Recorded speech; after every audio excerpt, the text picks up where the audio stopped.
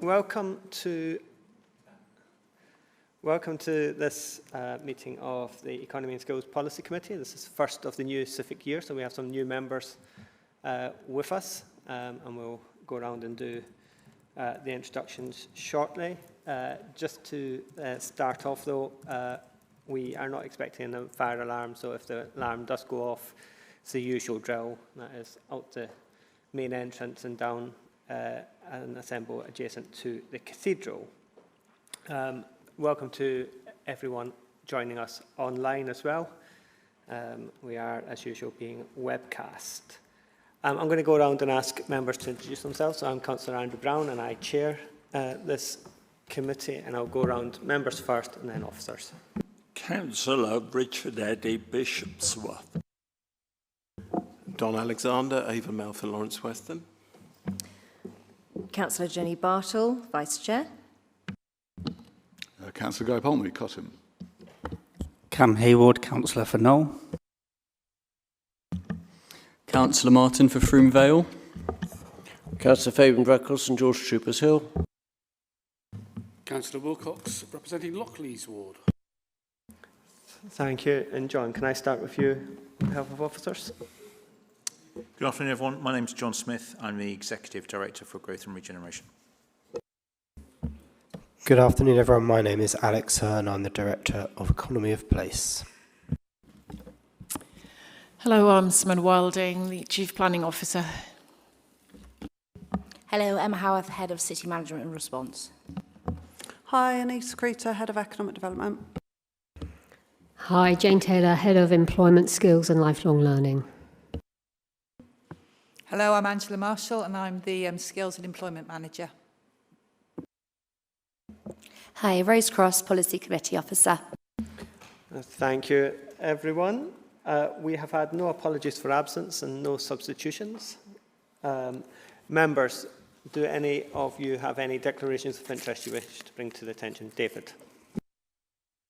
Thank you, Chair. I am a non-executive director of Gorham Homes, and homes-related things are being discussed in this meeting. Thank you. Okay.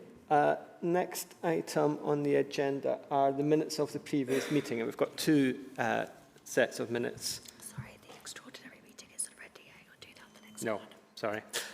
We have got the minutes from the meeting on the 30th of March to approve. So first of all, members, has anybody got any comments on those minutes? Nope, I'm not seeing any comments. So can I have a seconder to second those minutes? Seconded. Okay. So we can confirm that those minutes are a correct record. Next, I have some announcements to make as chair. So first of all, I wanted to make a couple of, give members and the public a couple of updates on our local plans. So for the emerging local plan, the main modifications that have been required by the inspectors are currently being consulted upon. Once that consultation closes later this month, the submissions will be collated, summarised and submitted to the inspectors, along with any additional responses by the Council. We are then once more in the hands of the inspectors, but hope that they will respond to us in time for us to adopt the local plan at full Council in the autumn. Now, members may recall that I previously suggested that they would come to this forum first, but the constitutional and legal position has been checked, and that's not required, so they will go straight to full Council for adoption. And then you should be aware that the government requires us to start a successor local plan. The requirement is that a formal commencement notice should be published by the end of June, along with a timetable outlining the stages of preparation of this in line with the new system that the government has introduced for local plans. So the emerging local plan will be adopted in the autumn, but the next local plan will be started by the end of this month. I wanted to update you on the One City Board. So the last Economy and Skills One City Board meeting took place on the 30th of April, and it had items related to the work of the Bristol Business Improvement District, an overview on WECA's Good Employment Charter work, and a presentation on the Bristol Living Wage City. There was also discussions around how the board can help advance good employment and social value and accessible pathways into strategic jobs as part of the action planning towards the One City Equitable Economy mission.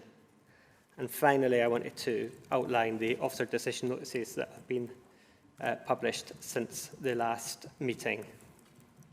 So we've published an officer decision notice to approve signing the Bristol Temple Quarter Charter Pledge. So that decision authorised the Council to formally adopt the Charter Pledge and to participate in the Inclusive and Sustainable Growth Steering Group, working with partners to develop a detailed action plan that sits beneath the pledge and reflects existing Council activity. I've approved the BNet Annual Cycle Capital Budget 2025 to 2031. So that approves the drawdown of the budget for BNet ducting cable enhancement, which seeks to extend the life of BNet cables and resilience of the Bristol City Council connectivity in prevention of rodent damage. By replacing BNet cables which have been damaged by rodents with armoured cable, prevents further rodent damage and improves resilient connectivity and extends the life of the cable. So that is a capital budget that was approved in the budget in... Sorry, Jack, could you just put the microphone towards your mouth a bit more, please? Could you just move your mic a bit towards your... Yeah, sure. Is that better? Okay, and finally, I approved, and this is related to harbour work, harbour committee business, but I think it'd be of interest to members here. So I approved work to enable the letting of part of the ground floor of Unit 15 at Albion Dockside to a proposed tenant at a commercial rent. That required urgent landlord works to address compliance issues related to electrical, fire and access to the premises. Unfortunately, that proposed tenant is no longer going to be able to take up residents of that unit, but the works are still required in order to make it ready for any future letting. So those are the officer decision notices since the last meeting. We had 3 questions into public forum, but we have nobody in the gallery for public forum. So those questions have been answered in the papers, and we'll move on to the annual business report. So the report confirms membership and roles of the policy committee. It proposes the meeting dates and any changes to the terms of reference for the 2026 municipal year, and it's for information only. And I suspect I've probably said most of what you were going to say, Rose, but over to you. Thank you, Chair. Yes, so this report covers the meeting dates for the 2026-27 municipal year, along with the terms of reference for the Economy and Schools Committee, which includes the terms of reference that all policy committees follow, and also in relation to policy development as well. And it confirms yourself, Chair, Councillor Andrew Brown as the Chair, and also Councillor Jenny Bartle as the Vice Chair. Thank you.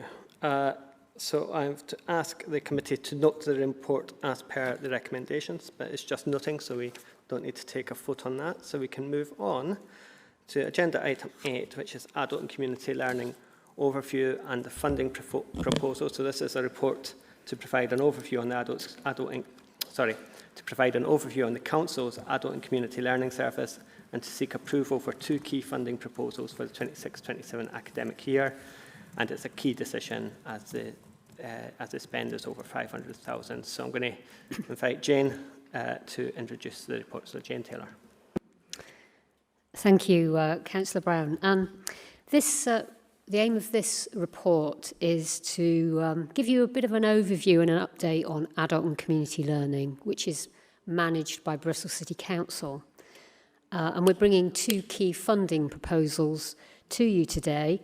One is to take up our annual government grant from the combined authority so that we can continue to deliver very targeted community learning and adult skills.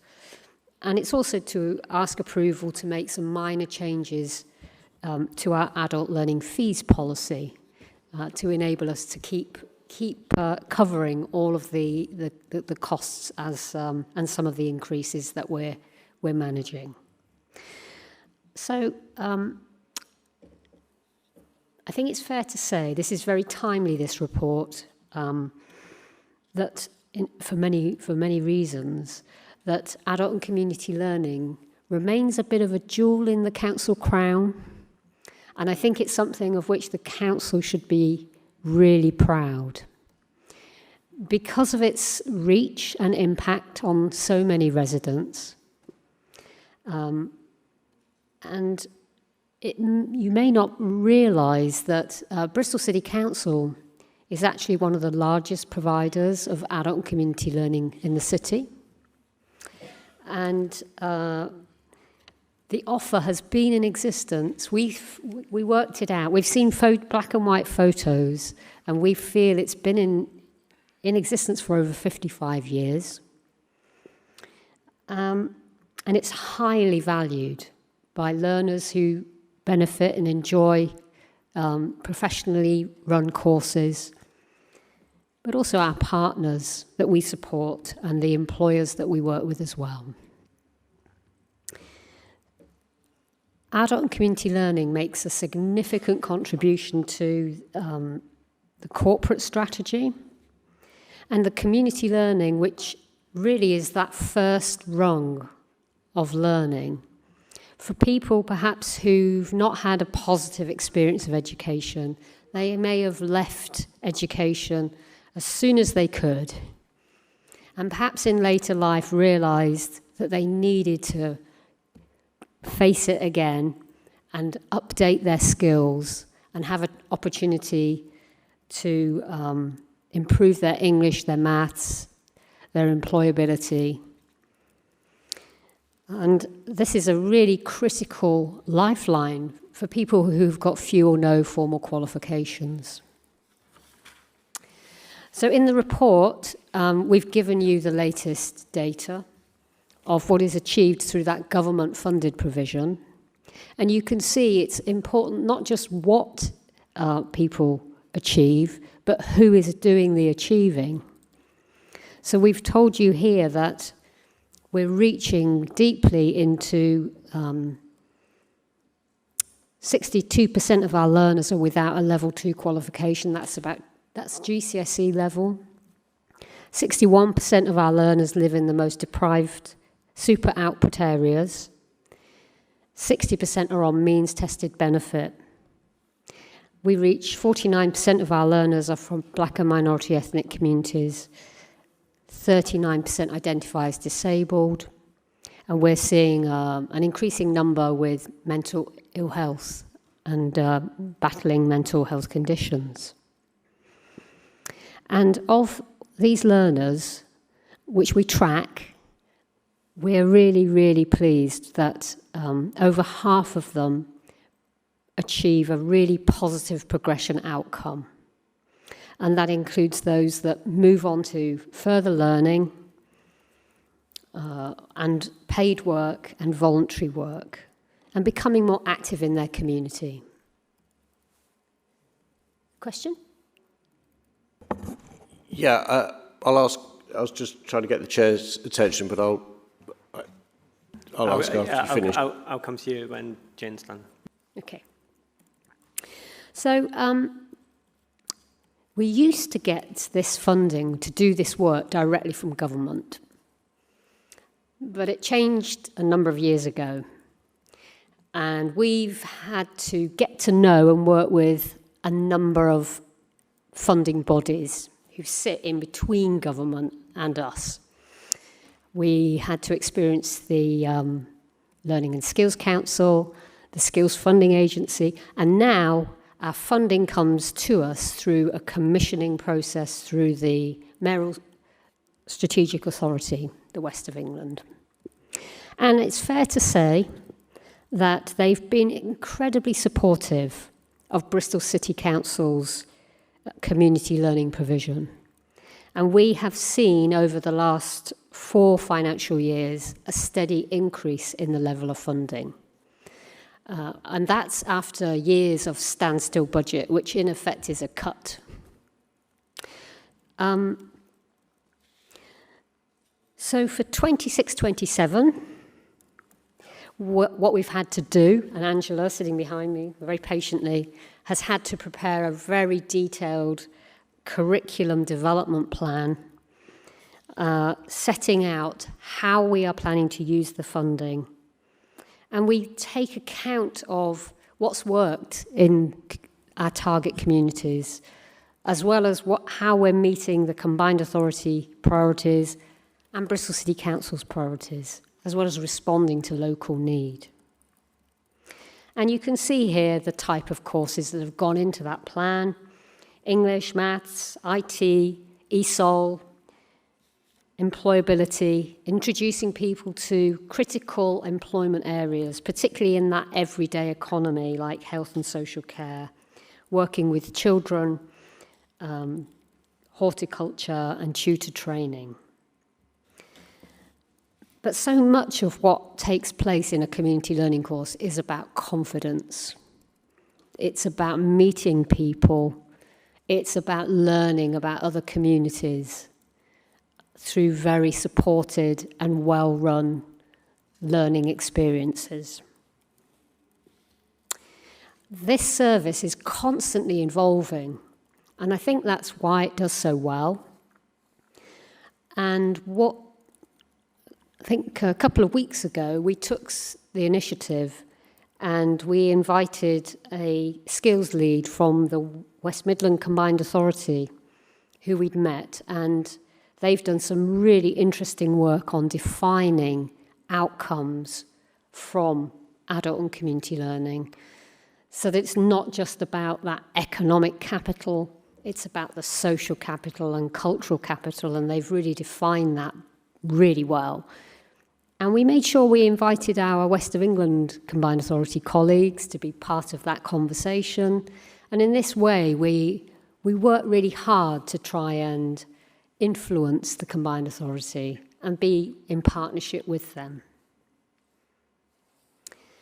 We're also undertaking some really important joint planning work with the Family Hub team in Bristol. And in this way, we're working hard to integrate community learning into family support services. And in that way, we hope to have an impact not just on the parents, but on the young people and the children.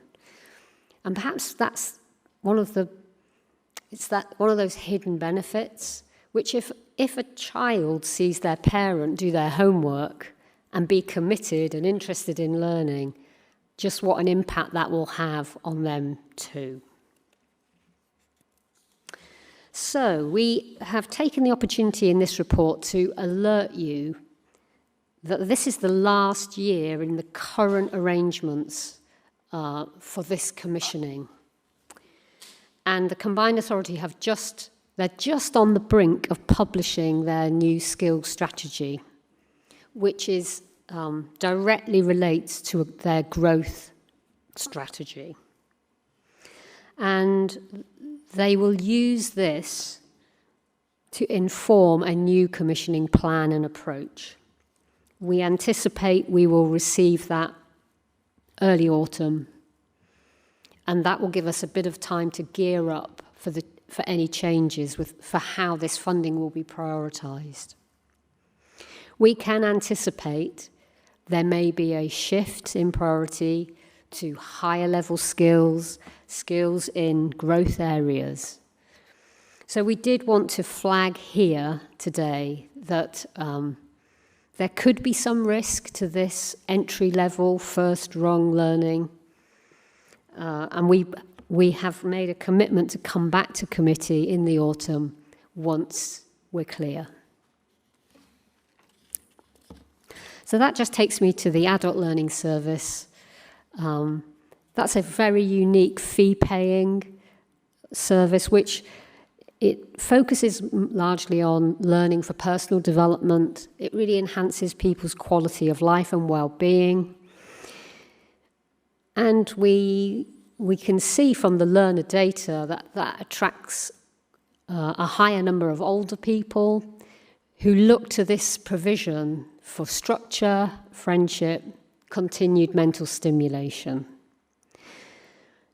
We are really proud of that service, and by slightly adjusting the fee level, it's going from £8 to £8.25 per hour.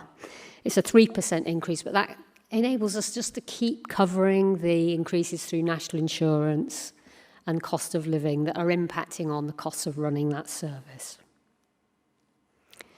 So, that's kind of the content of the report. But what we thought we would do, just to bring this service to life for you today, is we've brought a couple of learner case studies, just to get you inside. What does it feel like? And Angela has very kindly offered to summarise those. We have a learner case study from the targeted community learning and one from our adult learning service. Thank you, Angela.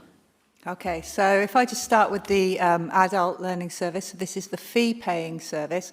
And usually for this example, Joe, they were funded through Workwell, which is an employment scheme to try and get people back into the mindset of wanting to go to work. So unfortunately, this learner had just lost his father after caring for him for quite a long time, and he'd also become homeless and was staying in hostels. And he says that he had a lot going on in his personal life and he was feeling really numb. So he joined one of the history courses that we run at the Adult Learning Service, and he immediately felt at home. He said that he was really, really nervous. He didn't want to speak, but that all soon changed. And now he understands that he needs to, stop and think, and that supports his communication skills. So this doesn't feel like a big thing maybe to us, but to him it was absolutely everything. And now he's back on that track of thinking, yeah, I can go into more formal education. I can start thinking about getting a job. So that's a lovely example from our adult learning service, and also demonstrates the interworking between teams that we have within employment skills and learning to try and make sure that we're signposting people to the relevant help that will get people back on their feet. So then from the community learning point of view, we have H. Now, H suffered from severe anxiety, depression, and also had a serious back injury, all of which were keeping her from work and study. And this is a really good example because she came along to a engagement first aid course. So one of these tailored learning courses. It's not a high priority course for WECA. It's sort of there, but only because they put up with it. But she came along and really enjoyed that, and immediately got some volunteering work with DHI, which is a service that supports people with drug and alcohol problems. And following on from that, she decided she would do an introduction to care, which again is another one of our tailored learning courses, which is not a high priority course for WECA, but people love it, and she came along and did that. We were able to give her a laptop, some data, in order for her to do her homework. And then she decided, yeah, I can do an accredited course now. So she went on to an accredited course. Unfortunately, her back really, really became really bad, so she had to stop that. But we don't have an alumni system, but we try never to lose anybody. So a term later, the development worker phoned her up, said, how are you feeling? Do you want to come on the next one? She did. She got that. And then on the back of that, and as part of the fact that she was still able to work within the Bristol Drugs Project, she started a level 3 apprenticeship in health and social care. So from a first aid course that just was something she felt she could do, because our courses are highly accessible, they're hyper-local, there are times that people can make it, that little germ of success led to this level 3 apprenticeship. So we're very proud of H. Well, and us, but H in particular. So yes, so that's us finished. Brilliant. Thank you, Jane, and thank you, Angela. Really useful. So I've got a series of hands, and I had said I'd take Fabian first, but I'm just going to add a couple of things as well. So you mentioned the skills strategy from the West of England Combined Authority. That is now published because it's in the papers for Friday's meeting. So that's one thing to mention. And the other was the importance of this area was one of the things highlighted in our Corporate Peer Challenge report recently, and will feature in the action plan that we have to do off the back of that. So there will be, you know, there is obviously work to be done in this area because it's a hugely important part of what the council does. So I had Fabian's hand, and then I saw Richard, Jenny, and Guy. Okay, I've got a couple of questions. It's regarding section 2, page 58 and 59. First of all, could you clarify the difference between enrolments and learners? Because the learners number seems to be noticeably lower than enrolments. Yeah, that's because a learner might do more than one, may enrol more than once on different courses. Some courses are only run for a term, so that's why the enrolment numbers are invariably higher than the learner numbers. Okay, thank you. The next question I've got is looking at this table. Over highest number, the ward with the highest number of learners is Westbury-on-Trim and Henlees. Wards that are more sort of deprived have considerably lower numbers. I mean, and I'm just wondering, you know, my own ward has 7. No, it has 5. Lockleys has 29. Hereford's 9.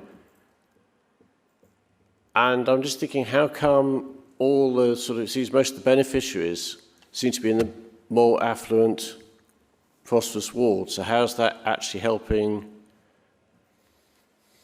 across the city?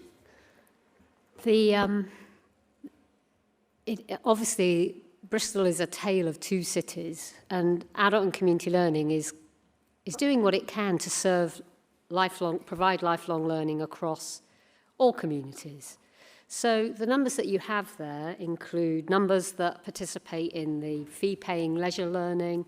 It doesn't take any government funding, but it provides that really valued service for many retired and older people, many of whom live in the north of the city, because that's where our main adult learning centre is based, in Stoke Bishop. And that's historic. Whereas the targeted community learning, it's smaller numbers, it's smaller groups, but you will see that there's really good engagement there in South Bristol, Central and East Bristol, as well as parts of North and West. So does the one subsidise the other? Does the sort of... Yeah, it's a good question. The fees that we generate through the leisure learning, whilst it doesn't generate sufficient amounts to cover more community learning, what it does do, it enables the adult learning service to offer a subsidised fee to anybody in receipt of a benefit. So that's really good. That means that those learners who can afford to pay a full fee are subsidising those who cannot. Thank you, Jane. Richard. Can I thank the officers for a very informative and very positive report? I actually find all too often we get quantitative stats, and so I find the examples showing the qualitative difference that our education can make in people's lives very helpful. My question is, and Jane went out of her way to say how positive the relationship had been with the WECA. Obviously, we're moving to the new 4-year funding cycle from next year, and WECA's just put in place its skills strategy. Is there, frankly, in this forum, Obviously, it's been overwhelmingly a positive relationship. Is there any area where they're not really singing from our hymn sheet or vice versa?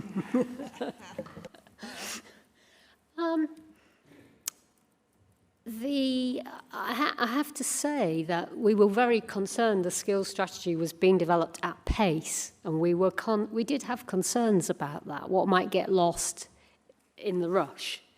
But actually, there was a very strong consultation process and involvement process, and I think we feel within there are 3 pillars in the strategy. It's worth looking at. We believe it's a good document. We had plenty of input, and we've made sure that the basis of this work is definitely referred to in that document. So I think we're travelling hopefully. Thank you, Jane. Jenny. Yeah, I had a couple of things. One was, sort of building on what Andrew alluded to and what Richard just alluded to with the WECA skills strategy. I have got it open. I did read it on the weekend, and only because it was too hot to do during the week. And it does feel like they're talking a lot about breaking down barriers to work, and that especially the community learning service is like foundational to how Bristol is delivering that. But it doesn't mention it by name, so I'm still a bit concerned, whereas it does mention several other programs that I know we're involved with. So, I guess, is there anything that we as the council need to do to make sure WECA are aware of this enough that they will put it at the heart of what they're doing? Yes, very good questions, both of those. I think the one area where we may feel a bit nervous is that when we used to receive this funding directly, we had the freedom to respond to the needs we could see in our communities. And now, when you're commissioned, usually it tightens around things you must do. And we always find ourselves a little bit in the middle of trying to make this work and fit. And the reason we were so impressed with the work West Midlands Combined Authority are doing is that they seem to have recognised that for some people, they're so far away from paid employment that actually that's one thing, that you need something to repair people's confidence. And if you just go straight into a program that is about getting your next job, you'll scare them, you'll scare the horses. People won't come. And Angela and her team are so very skilled at finding the gentle ways to engage people and then build the confidence and then start gently that progression. The other thing is that there are some things that adult and community learning has always supported which go beyond paid work. Is society, is life all about paid work? And for example, there's always been a strain of family learning where you help parents and carers learn how they can be the child's primary educator, giving them the skills to do that. There's a whole area around community development and community cohesion. So, for example, a self-organised group might actually, through a facilitated tutor, might learn how to become a constituted group and apply for money and do good work in their own community. So our worry would be these, what might be seen as softer outcomes, are less important. And yet in our experience, these types of courses, very often people will naturally gain confidence and want to then take that into an employment environment. And my second little point was basically how can we extol this work more effectively as a council? Because it's just, you're so positive. Everything about it is so positive. And it sounds like it's really quite transformational for quite a lot of people. So, yeah, I would really like to see more political engagement and political promotion of this. So what are you going to ask the council leadership to do, I guess? What can we do? That's a great ask, thank you. Well, we think that there is huge mileage for you as leaders in the council and in your constituencies to help us fly the flag for adult community learning. The community learning is 20 years old this year in its current iteration. So we are thinking of how we might use that as a celebratory topic. And we're certainly thinking of holding an event and doing lots of marketing.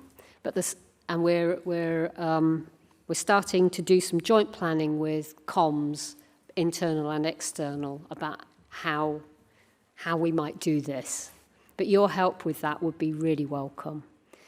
And I believe from the corporate peer challenge, one of the observations from that eminent team was that you don't, as a council, we're not doing too badly, yet our satisfaction rate in our communities doesn't reflect that. So perhaps something like adult community learning for the councils and its identity could be higher. It's something the council can be very, very proud of, that it's done, it's protected. So we will be doing a bit more thinking around that, and we'll come back to you with a more concrete offer. Thank you. I had Guy, David and Louis, and then we might draw this to a close. Thanks, Chair. This is one of those services that genuinely lifts, I think, everything within the city. It's one of those services where the benefits of it are felt everywhere within the council, everywhere within the city. It's almost like a sort of ancillary is not quite the right word, but I think it helps everyone. And you really only get, I think, this kind of report and the depth of knowledge that we've seen in it and in the report today when you have a team that really cares about what it's doing. And I think there's a huge amount to be commended, and particularly the leadership of that team. I remember encountering this service when it was but 3 years old. I just suddenly felt very old to realise it's going to be 20. It's really, really good news. The Ofsted report, I have to note, is really gratifying as well, but I thought the sort of personal stories that you brought into the report and here today would, I hope, really help the committee see the value in what this service does. I don't think anyone on the committee will have any reservations about supporting including the increase in fees. I think Councillor Breckles' point is well made, using the fee structure in those areas of the city and the courses that tend to sort of benefit the wealthier areas of the city in order to make the service as a whole more viable is a really, really good strategy. My worry, as with any sort of foundational activity that the council conducts, is always that one where we're not making the decision, where Westminster's making the decision, they may not see the value as clearly as we can on the ground. But more worryingly than that, what I've seen when budgets have been tight before is that there's a tendency to fail to see the impact quickly enough. When you reduce access to foundational skills, foundational services, it's not until you see the sort of lower enrolments, the lower numbers of learners on the courses that lead to more growth, on the more advanced stuff. And by that point, it's too late. You've lost the infrastructure that underpins it. And what I wanted to get more of a sense of is how vulnerable do you think the service is to budget shocks? What mitigation is in place already? What more mitigation could we put in place? I don't know if this is on the risk register or not, but I'm thinking perhaps it's certainly something for those bits of the council that look at value for money to keep a close eye on. And also just to get a sense of, my worry with commissioned services is always how much time does it suck in terms of form filling, compliance reports, bidding reports, the endless sort of paperwork that comes with that sort of more granular, probably not an SLA, but that sort of thing. How worried should we be about that? What additional resource might we need to put in place?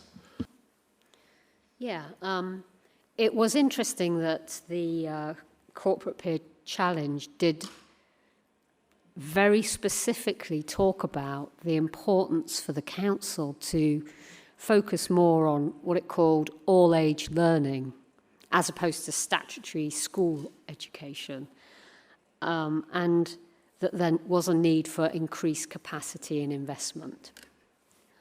We're pretty entrepreneurial, and one of the things we've done over many years is work hard to diversify the funding. And one of the things the team have done so well is, for example, it's even just stepping up into gaps.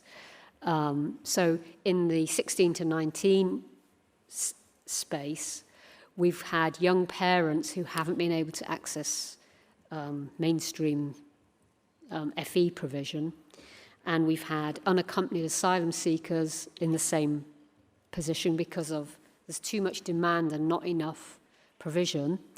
So Angela and her team they've got the right approach in that it's very local, it's very friendly, it's very accessible, but it's very professional, and that's brought in two other funding streams. So it's constantly being able to flex, and that helps with the sustainability.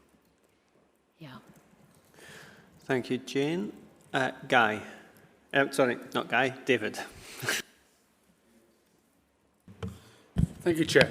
And thank you, Jane, for your report. It is rightly uplifting.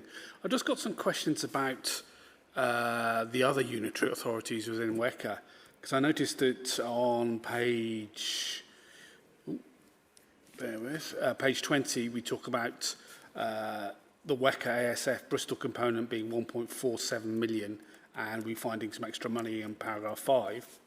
And looking at the table on page 58, if I go to the right page, bear with, I note that Bristol's enrolments are over 2,700, and places like Baines are 57, North Somerset's 527, South Gloucester's 229. We seem to be doing an order of magnitude better than the rest of the unitary authorities. Do we get more funding from WECA as a result, please? No. Do you want to answer that? We're constant overachievers in community learning. So, I mean, we've got a honed service that's efficient and effective, and the development workers know how to recruit. We don't often see those figures from other communities, but we just do our thing. What was the question again? Sorry. It appears that we are recruiting more. Yes. Yeah. Other authorities. Yes. Yeah. Well, I mean, we could say that we're lucky because we've got lots of places to recruit from. But we're so, and I think just going back to Jenny's question as well, what can you say when you talk about us? Is we are so local, we are so embedded into our communities that what might be a big recruitment exercise for one of the other local authorities, we're there. People know us in Morrison's, they know us in the community centre. They come to us and say, we want to turn part of the park into a vegetable patch. Is there a course you could possibly run to support the community to do that? So our whole way of working over the last 20 years has developed this hyper-local, two-way conversation about what do residents need to learn in order to develop themselves, their family or their community. So yeah, I think that we do probably reach people easier. I think the basis for your question was, though, are we earning more if we're recruiting more? And unfortunately, when you're given your allocation, you have to cut your cloth according to your allocation. And that is a very tricky thing to manage for the team because it's very dynamic and the demand is always greater than the supply in Bristol. So the team have to ration. And it's difficult. And there are some communities in the city that would gobble it all up. And we have to say, no, we set targets for particular communities so that doesn't happen. But no, at some point there was a growth element. So if you went over your number and your funding, you were able to get reimbursed. And therefore that was a positive thing to do. But the last couple of years, and that was made possible because some providers were underperforming. We've never underperformed. But unfortunately, all the providers are now performing at the expected level, so there is no more growth money. And we don't anticipate there's likely to be any growth funding through the DFE nationally. So the only space that could come from, and I do talk to our combined authority colleagues regularly about this, is when they look at their total funding for everything, if they become,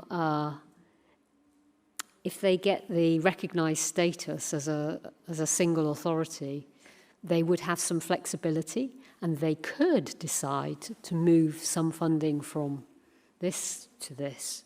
They'd have a sort of 10% wiggle room across millions, but there'll be lots of other people with lots of other priorities.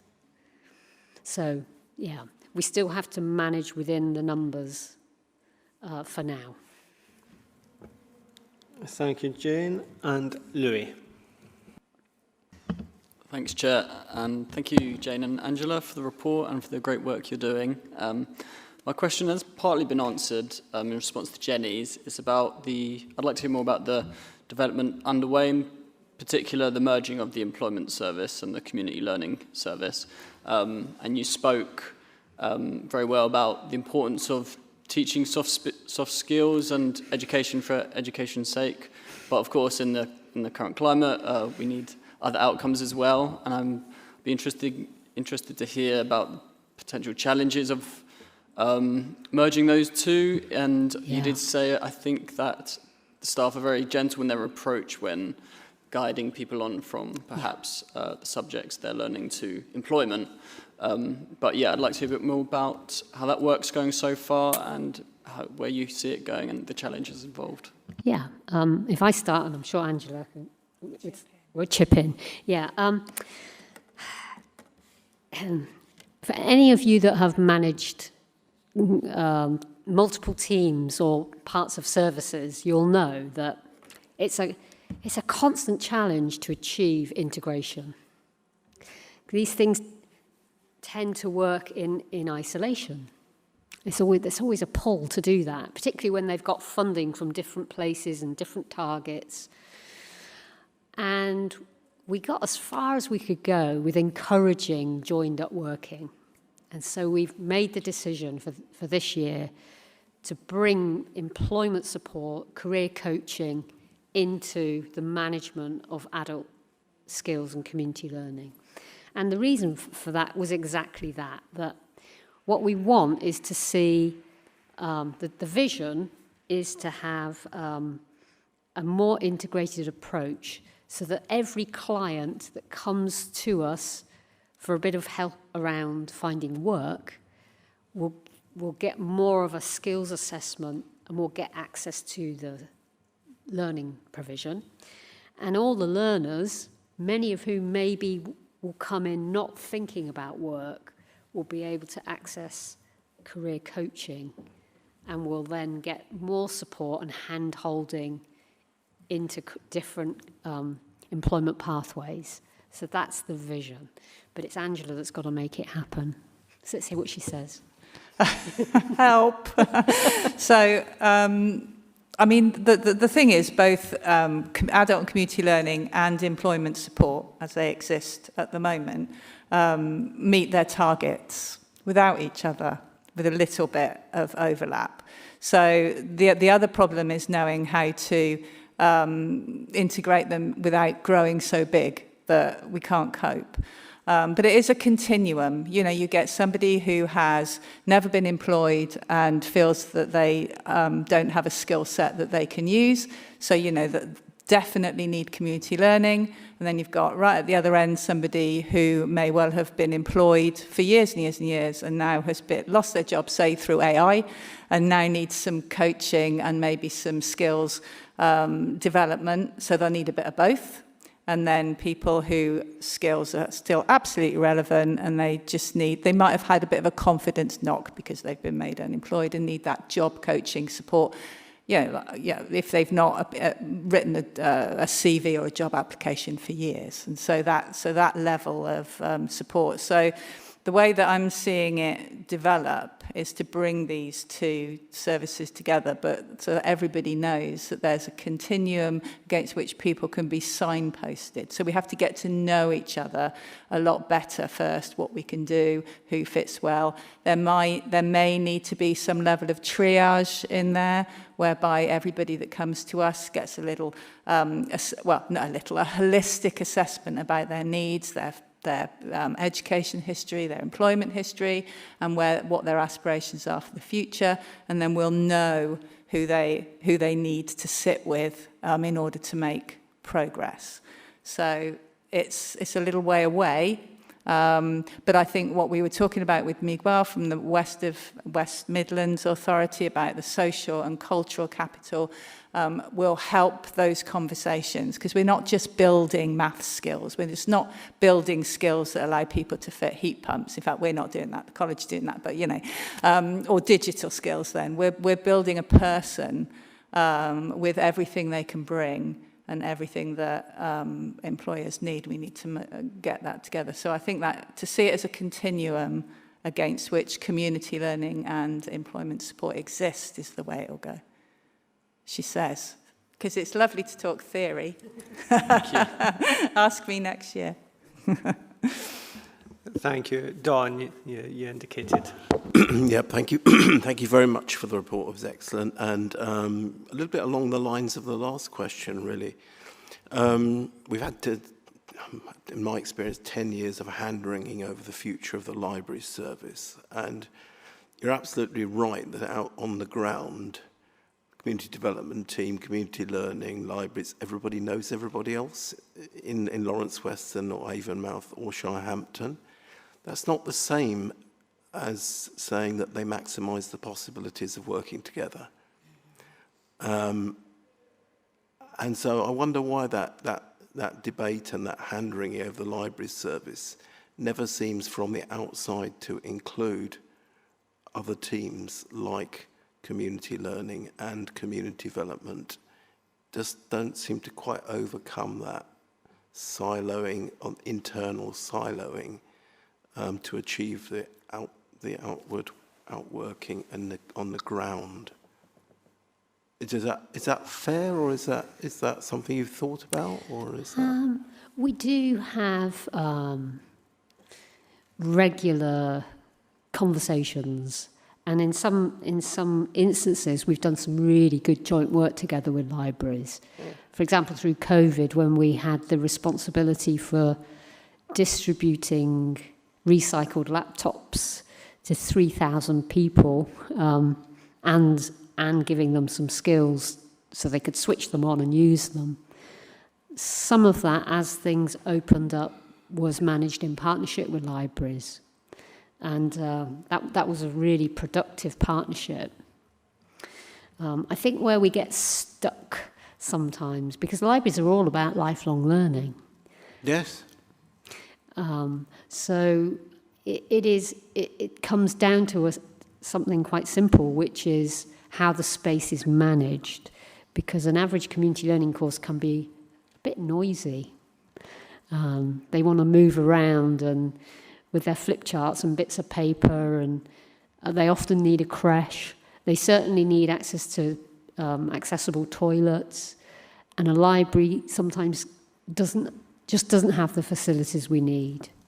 So whilst we can signpost our learners to the library, and very often I think our tutors will be encouraging learners to join the library if they're not already a member, it's just sometimes a logistic issue in terms of using the space for what we do.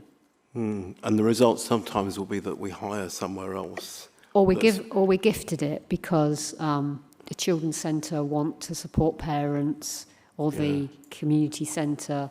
There's a lot of mutual sharing goes on, and we are always trying to find the cheapest or ideally free venues where we can. Yeah. Okay, thank you. Yes. Thank you, Chair. Good afternoon, everyone. Good afternoon, Councillor Alexander. I thought I'd just come in on that as well, if that's okay. So we are, as you probably know, looking at this piece of work around library strategy at the moment. One of the key parts of that is to try and look at how we work with other parts of the council. I think you're right to emphasise there's always a reason not to join up quite as well as we want to locally. So we really want to try and cut through that as part of that work. So I think more to do. Jane set out the work that's already happened here, but we need to keep coming back to that question, don't we? Definitely. Thank you. So thank you very much, Jen. Lots for us to take away and think about and chew on. And I know I will, as we go forward, we've discussed before the commissioning strategy, and I'm sure that, you'll be discussing that with your WICA colleagues, and I'll be discussing that through my channels as well. And there is, as I said, the Corporate Peer Action Plan, which I'm not quite sure when it gets published, but I know it's soon. I'll find out, Chair. But it also references this work, and this committee will be, although the Corporate Peer Challenge Action Plan will be owned by the Strategy and Resources Committee, there will be individual actions that are owned by this committee as well. So more on that to come. Moving to the vote, the recommendation is that we authorise the Director of Education, Inclusion and Skills, in consultation with the Chair of the Economy and Skills Committee, to take all steps required to negotiate with WECA and the ESFA to accept and spend all adult skills tailored learning streams of up to £2 million to deliver the community learning programmes outlined in the report. To note the potential risks to the Bristol adult and community learning provision due to future changes to MCA adult skills and tailored learning commissioning, and to approve the adult learning services fee policy for 26-27, which is at Appendix A as set out in this report. So I'm going to move that. Councillor Pulteney, I think, are you indicating you wish to second? Okay, so that's seconded. Who wants to, sorry, can I ask for votes for the recommendations? Lovely, thank you very much. So that was unanimous, and we can move on to the next item. So thank you very much, Jane and Angela, much appreciated. So the next item is the co-living supplementary planning document. So this has come to us. This is to advise the committee that the purpose of the report is to seek approval to adopt the co-living supplementary planning document SPD, which is Appendix A, and it's a key decision as it will impact on 2 or more wards. Now, my notes say to invite Alex and Simone to briefly outline the report, but it looks like Simone's ready to go. Yes, so this is the report is about the adoption of the co-living supplementary planning document. This has been in gestation for roughly the last 2 years. Those of you who've been on the local plan working group will have seen it a couple of times there already. This was out to public consultation as well. It was also informally engaged on first before the formal public consultation took place. That was between October and December last year, that formal consultation. Roughly half of the responses were supportive of the proposed draft document. About a third were objecting, and the rest were neutral. The key purpose and why we were bringing forward this as supplementary planning document is co-living is a very new form of development. It's not really been around all that long. And we felt that it would be helpful, both for us as a city, in terms of making sure that the types of development that are being brought forward are of high quality, and so to help developers give clarity on what our quality expectations are of this type of development. The document is working both in terms of the current still extant development plan, although when the previous plan was brought forward, co-living didn't really exist yet, and as such it looks much more towards the policies. It's fleshing out the policies in the emerging local plan, and we've taken legal advice as well around, is it possible for us to adopt this plan now? But basically, because the policies that this hangs off are not expected to materially change post the main modifications consultation, that's why we can do that. Because there is some time pressure on us to do that, because the 30th of June is when nationally the government has said that's the latest possible date when supplementary planning documents can be made. Thereafter, that option no longer exists. It would have to be supplementary planning plans then, and that's why we're bringing it forward to give us this, like I said, this extra tool in making sure these developments are of high quality. And happy to answer any more questions you may have. Thank you, Simone. I think I maybe add as well. I mean, I think this is something I think we're seeing. We're seeing increasingly applications for Bristol. I can see your hand. Seeing increasingly applications, we know that there's many such units built out in London, and we've also looked at practice elsewhere. And I think it's, I think for me, the important thing about this is recognising that, this is co-living is a type of accommodation and development that is out there in the real world, and we need to be prepared and equipped to deal with that when those applications come in. So to that extent, I commend the report. I know that it's gone through a number of processes within the council to get to this stage, including consultation, but also through local plan working group and other channels. So I know it's sort of been considered in the round to produce a document that I think sort of shapes what we can expect and what we measure co-living arrangements against when they arrive, and when those applications arrive with the service.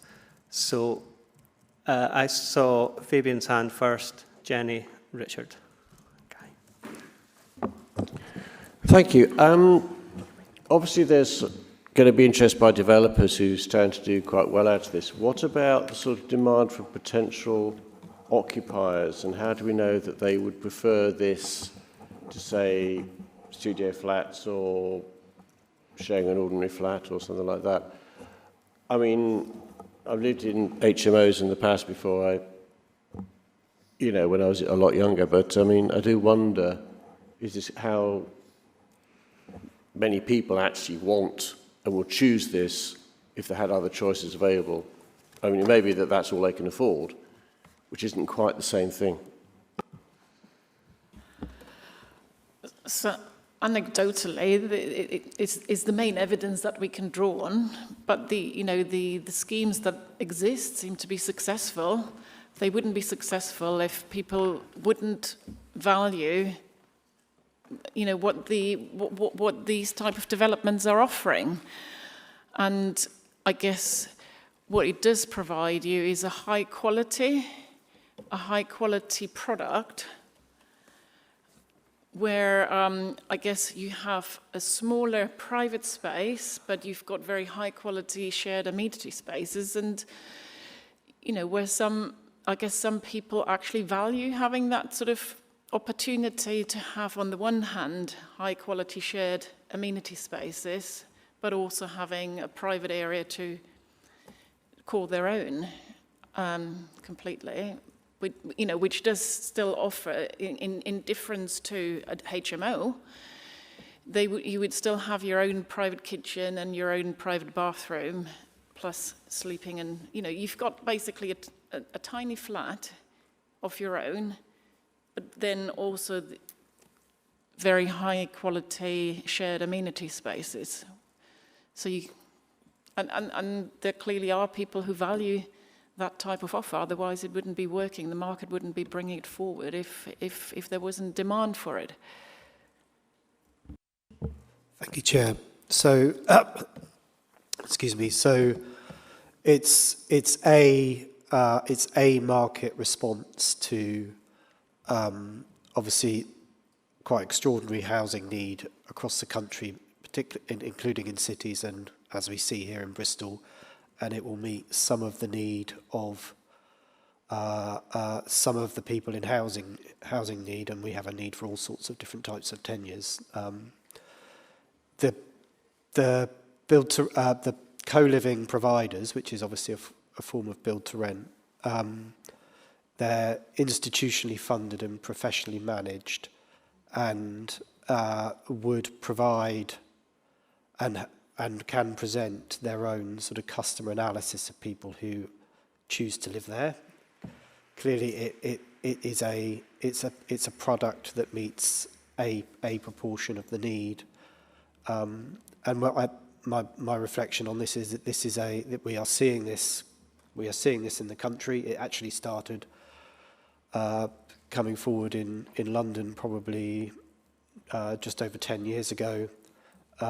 We're now seeing it in other cities, and I think it's matured over that time. There's lessons been learned about suboptimal and optimal ways of providing it and seeing it through the planning process. But it does meet a need, and I'm sure that the providers could present to us if we asked evidence of their customers' responses to it. Thank you. Jenny, I had you next. Okay. As ever, I've got a few points. I think overall, one of the things that I was thinking about when I first saw this, I was like, is this bad or is this good? Is this going to psychologically destroy people by living here, or is it actually going to be really fun? That was sort of the way I approached it. And I thought about it, and I was like, there are definitely times in my life when I've lived in places worse than this, just normal HMOs, and there are definitely cases where actually if this had been available, I would have been considering it. If I had to move to London, it's the kind of thing you'd do for 3 months so you could find somewhere longer term. So I think I support it as a form of housing. I had a few questions, though, about what we've got. So, and these are things that I should have picked up 2 years ago. First one is subletting is not mentioned. in the policy. That is something that will need to be addressed in all of the management and tenancy agreements. So, bit concerned about that. Second one is it refers to appropriate length tenancy agreements, including longer term tenancies must be made available. And I was wondering what appropriate means, because obviously these are designed not to be hotels, they're designed not to be hostels. Is that 1 month, is that 3 months minimum? How will councillors know? The third one is, again, appropriate locations. I think that that's easier to figure out because you're going to need more in the way of transport and amenities outside, so probably not in the middle of nowhere.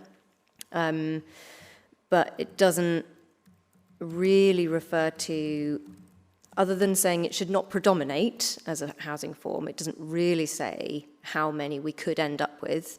Obviously, that would be partly market-driven, but I was a bit concerned that that was never addressed, because I did bring that up a few times. I'll leave it at those three, and then I have another one, which is like a philosophical question for just after. Sorry. Thank you, Chair. Thanks, Councillor Bartle. So, in relation to subletting, specifically, I think there's a question about whether that's technically a planning matter, but we would expect that to be tied up in the management plan. Yeah. But also, I would expect providers to be Alert to it. quite forceful in ensuring that does not happen, because it doesn't work with their arrangement as a professionally managed housing type. This is a form of build to rent. One of the sort of driving principles of build to rent is that landlords and providers are incentivized to retain their tenants and to have as little turnover as possible. And maybe just to add on the point around the tenancy, length of the tenancy, whatever we say in the SPD can't override the legislation. So the new legislation that's come in around the length of tenancies would also apply to co-living, which kind of, in a way, supersedes actually what we've said here. My last one, this morning I decided to read the London answer to this policy, or this type of housing. Just a quick one. So how many units of co-living equals 1 unit of housing? So it's like 1.8 students is 1 unit, right? I think it's one-on-one, actually. But that's interesting. We might want to double check that, because yeah. Yeah, we'll double check with the experts on this, but we are relatively sure that it's one-to-one. Yeah, so that's interesting, because when I was reading the London one, they've taken quite a different tack on what this housing is. So they say, whilst it provides an additional housing option for some people, due to the unique offer of this accommodation type, it does not meet minimum housing standards and is therefore not considered to meet the ongoing needs of households in London. And as a consequence of that, they have treated affordability completely different. So they're saying boroughs should seek contribution for the provision of new C3 off-site affordable housing, either upfront or on an ongoing basis. So did we investigate that? And I guess how are we positioning these in terms of our housing numbers? Because if London are saying actually it counts as not housing numbers, which seems to be what is implied, or yeah, it's quite tricky to understand. But yeah, I guess it's a philosophical question. Did we think about it? Thank you. Thanks, Chair. So we'll come back to you on whether it's one-to-one for our units. My understanding is that it is, but we'll confirm that. From a housing need and housing affordability need perspective, advised by our colleagues in housing, we've prepared a document that says that this provides a response to some of the housing need in the city, and there will be people in housing need in the city that would benefit from this, including affordable forms of this as well, which is why we expect affordable housing to be delivered on site as per the guidance and as per our policy in our local plan and the emerging local plan. So we treat this as C3 housing and therefore expect affordable housing. But just to continue, but like with build to rent, because as Alex said earlier, it's a form of build to rent, the type of affordable housing is more likely to be a discounted market rent than a standalone social, through a registered provider model of delivery, simply because we expect that in most cases sites would be too constrained to deliver 2 separate blocks in order to do that. I guess I'll just conclude by saying it does sound like we've taken a very different position to what London has taken on how this responds to actual housing need and the function it serves in the housing market. And I think it's worth us, maybe in the development of our next local plan, really speaking to London, how they developed that position, why they developed that position, and potentially reevaluating what this looks like in 2 or 3 years. Yeah, we would expect to keep this under review. Thank you, Alex. I had Richard next and then Guy. Thank you, Chairman. Firstly, you'll be relieved I do not propose to pose any questions, philosophical or otherwise, and purely leave it to a comment. Just over 2 years ago, towards the end of when I chaired Planning Aid Committee, I was appreciative of officers kindly bringing me the Baltic Debenhams and the Premier in applications on the last 2 meetings of the committee. Obviously, all were completely non-controversial. In the event they were actually passed overwhelmingly, although personally I prefer to use my chairman's casting vote to determine matters. But seriously, with the Premier in, that was, of course, a co-living plan, or partly a co-living plan, and it was quite conscious when the members met earlier to consider that they knew very little about this, and the officers firstly offered a briefing, and then with the applicant. And in fact, although a number of small ones have been developed in Bristol then, we had to actually have a remote meeting with people from a co-living scheme in London, including a young, or at least I thought she was young, but then I'm old, resident who obviously, and I appreciate she was selected by the applicant, but she taught us her impact, her effect of living in a co-living establishment, which was helpful. And one thing I do recall from this, and this may be a response to Fabian's concern, apparently, and I can see this was the applicant's assertion, that co-living schemes are typically about 20% less expensive than similar properties for rent, of course.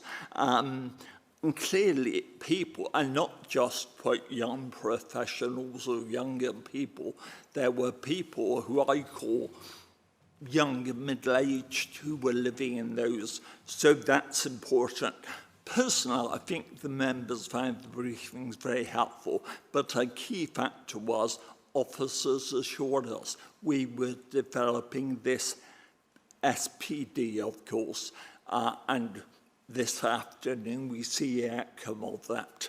And of course, all of those SPDs are designed to promote good quality space making and planning in this city. In my view, this document does that, so it has my wholesome support. Thank you, Richard. Guy. Thanks, Chair. Yeah, I was going to say, I was on the same planning committee. My recollection is that young woman concerned was worked for the developer as well as just being a resident, but it was great to hear how fulsome her support was. But it brings me to the sort of first question, if you like, which is that we've already had co-living schemes come to development control. We've already had them come through. The committee was given the flexibility based on officer advice, which my recollection was to grant, even though it didn't meet, for example, space standards. In other words, we had that flexibility already. So I suppose my question is, why do we need this additional document? Would it not have the effect of sort of limiting committees' freedoms to be more flexible to grant desirable policy-compliant applications, but in effect lower our standards in respect of other applications that might not be so desirable? I think it's more around giving developers early indication of around how to prepare an application that then delivers high quality outcomes. There have equally been other schemes that came to us at pre-up where it's been, where they didn't meet our quality standards and where it's been really tough not having a document to relate to then say, no, that's not good enough. And hence, I think it will be really valuable to have something really quite clear and in that sense should, like I said, help developers be able to prepare good schemes without having to seek the tailored advice on sort of what are more fundamental elements, which they can then get right straight away without us having to tell them first. So it's around, I guess, just learning from what works well and being upfront about it. Thank you. Just in relation to the clarification around the toolkit, it talks about applicants being able to deviate from these standards when necessitated by, for example, site constraints. I was just wondering if you could clarify how that would work in practice, for example. Well, if they can't comply with what is being requested in the draft SPD or in the SPD once adopted, they would need to explain why, and then we can make a judgment on whether that is convincing, or whether we would push back and say, well, actually, no, this is not convincing. We would expect you to still fulfil what we're what we're asking of you in the SPD. Thanks. And a final question on this, but doing some background reading for the committee, but I found that the quite a lot of organisations operating in the space, as it were, have been quite critical of this model. But in particular, I wanted to raise the New Economics Foundation, described this as purely a new way for developers to squeeze profit from an already broken housing market. The former director of UK Co-Housing Network described it as a financialised product designed to extract economic rent from weak market players and efficiently transfer wealth from low and middle income households to the already wealthy. In terms of the evidence that this reduces rents, the evidence from where we've seen this in place is that it doesn't, and there seems to be this sort of twin track narrative as to who these properties are for. Sometimes they're reducing rents for people who can't afford comparable rents in some places, and in other places there are references to this sort of gym memberships and all sorts of additional extras on top. But the result is that where you look at real world practical examples of these places, actually the per square foot cost of these living arrangements is much higher. In other words, you're paying quite a substantial premium to live in a much smaller space, admittedly with additional communal facilities.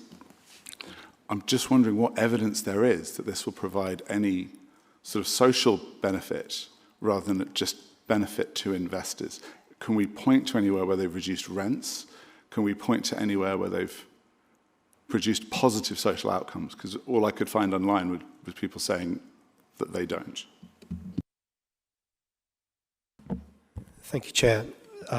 Thank you, Councillor Poultney. So I suppose my reflection to that, and perhaps also but before that, your previous questions, is that we have a planning system where we have some policy and some guidance, and then either officers on a delegated authority or planning committee make decisions on balance. And so there's always things where there's push and pull, sites are different from other sites, and then a decision is taken in the round. In respect of the point you just made around the evidence you referred to, I suppose my response to that would be that this is a product which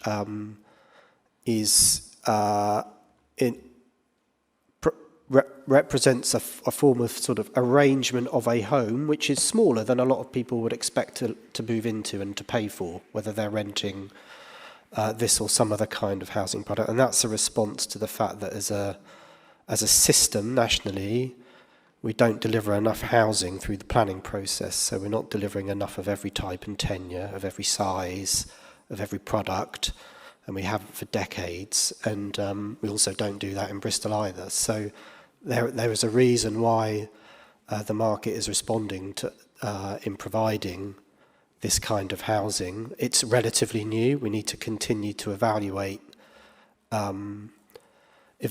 its impact in the city. The evidence presented admittedly by the operators and the developers of their tenants' experience is that they value the option to live in a home like this over, say, something in the wider private rented sector like a converted house or an HMO, and their residents are choosing to do so. And that might be because it's a better quality, it might be more convenient, it might simply be that it's available, as well as having some of the on-site amenities. So I think we need to keep an eye on that. In terms of the sort of the transfer of wealth and economic theory, I guess, is that a planning guidance issue? This product is coming to cities in this country. It's already on site in Bristol, and I think it's important that we have some guidance that's been developed with members through that process to set out to the market what are Bristol's expectations if people want to bring this to the city. Thank you, Alex. Cam, I wasn't sure if I'd seen you indicate earlier or not, but I had put you down on my list. So. Thank you. So, yeah, I completely understand why Guy and many others have concerns about co-living developments. Greens would like to see a fundamental overhaul of the housing market with rent controls and much less reliance on the private sector. But if that was the case, I think co-living would be much less likely to be brought forward. However, we have to respond to the housing market as it currently exists. And the reality is that for many single adults in their 20s or 30s, getting a one-bedroom flat or a studio flat is completely out of reach. It's unobtainable, unaffordable. So thousands of people are forced into cramped HMOs and shared houses that simply aren't up to scratch. And within that context, I think co-living can be a better solution for people in that situation. And I think the standards set in this SPD do offer more living space and a higher quality of life than your typical HMO. So, yeah, I think I'm probably going to support it, but I do have a couple of questions. There's very little mention of co-living in the soon-to-be-adopted local plan. So in that context, what would be the impact on co-living proposals coming forward if the SPD was not adopted? So both in terms of like the likelihood of co-living being brought forward and like the quality of those proposals. And then secondly, of the co-living developments that currently have planning permission in Bristol, do you think they would have been of a better standard if we did have this in place, this SPD, at the time they were approved?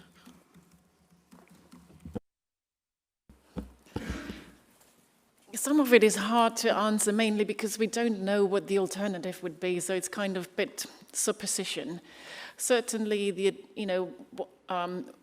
if councillors approve the SPD today, then it becomes a material planning consideration. When the local plan then gets adopted, it gains a little bit more weight because it then hangs off of a very up-to-date recent local plan that also includes policies specifically around co-living. So I think in that context, it can only help, and it can only help in us making the better decisions. Because, like I said, the gestation of the document itself has also been quite a while, like around 2 years. So even in that gestation stage, it will have influenced the proposals coming forward. And as such, it's really hard to say what would have been if we had not had it, but I think it will have only helped. Sorry, can I just jump in there as well? I think from my observations, I think there was a co-living scheme approved before the 2024 elections, and they since came back for some variations to the outline to the permissions they had, partly to take account of new fire regulations, but also to adapt to what was a changing or a developing thinking in terms of the way co-living arrangements best work and are best structured. So I think we have seen alongside this, this policy being developed, we have seen that sort of evolution in the way that these schemes are thought about and what's considered best practice, and the way that the spaces, the communal spaces is distributed throughout buildings, for example. So there have been, I think, a number of changes already, but I think without having a formal policy in place, sorry, Guy, every time you lean forward, Cam either has to lean forward or lean back to keep line of vision. But without, a formal policy in place, each time that someone applies, we're going back to, back and forth from the planning service to an applicant to determine what is acceptable. Whereas with a framework in place, we've got a starting point for that because they know what we're looking for. Louis, I had you next. Thanks, Chair, and hi, Simone.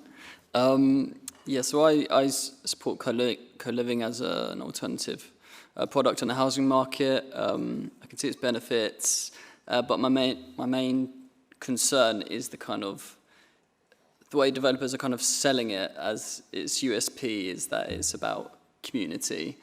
And I even saw on one developer's site about it being almost part of the cure for the loneliness epidemic, which I think is a bit far-fetched. And also the idea that people are going into those spaces for that. I think that can be kind of missold, and I think there will be plenty of people who do go into it because it's what's available, right? And that means if you're getting people who aren't really willing or wanting to, make friends or all that stuff, then there will be a lot of disappointed people who do want to make friends and wonder why they chose to live in a smaller space than they could have done elsewhere if what was sold to them isn't actually the reality. And I just wanted to ask, I've got quite a few questions. I'll try and not ask them all, particularly about the SPD and the language in it. So sometimes some things I thought were a given, and there were some hard and fast rules about co-living.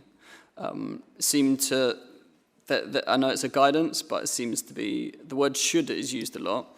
But things like for example, quote, usually covers housing, utilities and other incidental costs.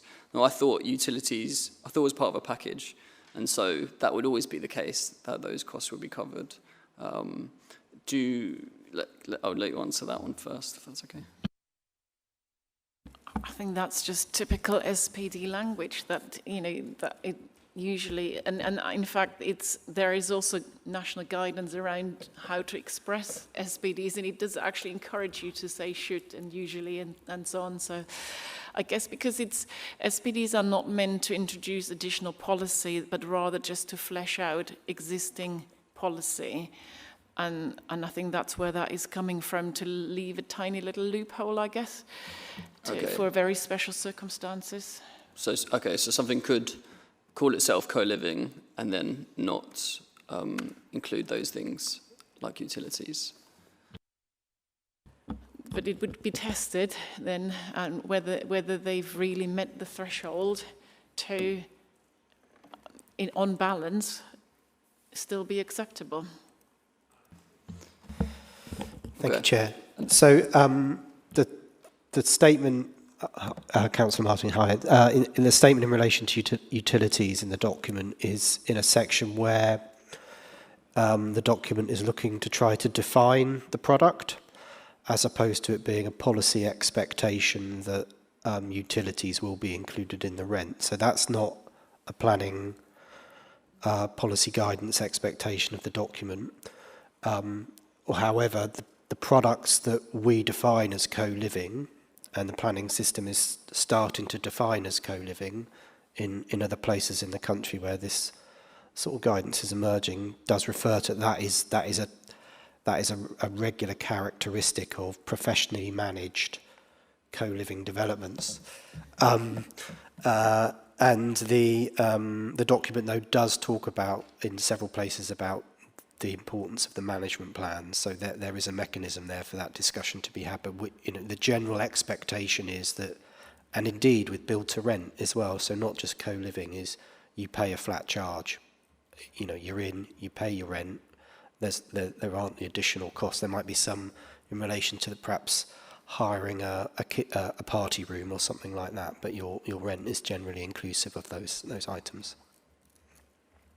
I think there's quite a useful, sorry, I'll let you come back in, Louis, but there's quite a useful chart on page 11 of the document, 97 of the bundle, which outlines what the policy regards as required versus what's regarded as optional in terms of the communal space.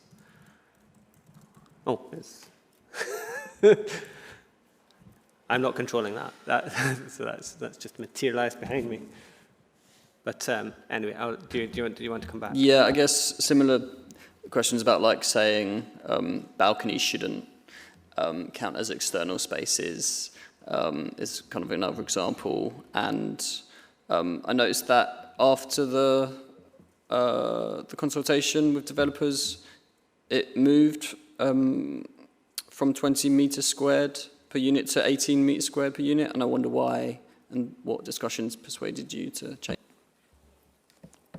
Thank you, Chair. So this is a substantive point of discussion, both with in that pre-engagement with those providers, also with members of the local plan working group and us as officers as well. So there are the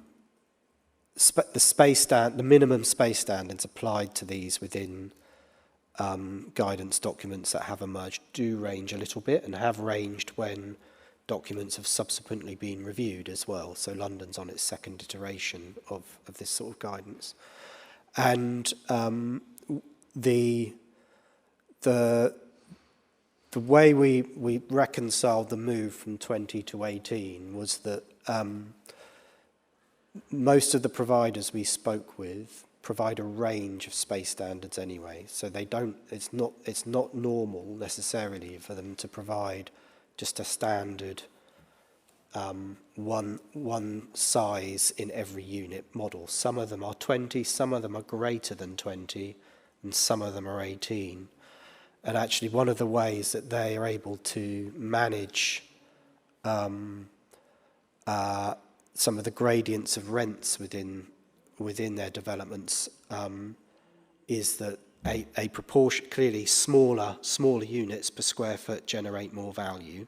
So clearly that can help to provide some more subsidy to be able to create some, offset the impact of having some larger units. So they like to have a range of unit sizes, so they wouldn't be just 18 square metres across the board. It would generally be, you'd see a breadth of sizes, dependent on the site and the building, obviously, but that's how we reconciled it.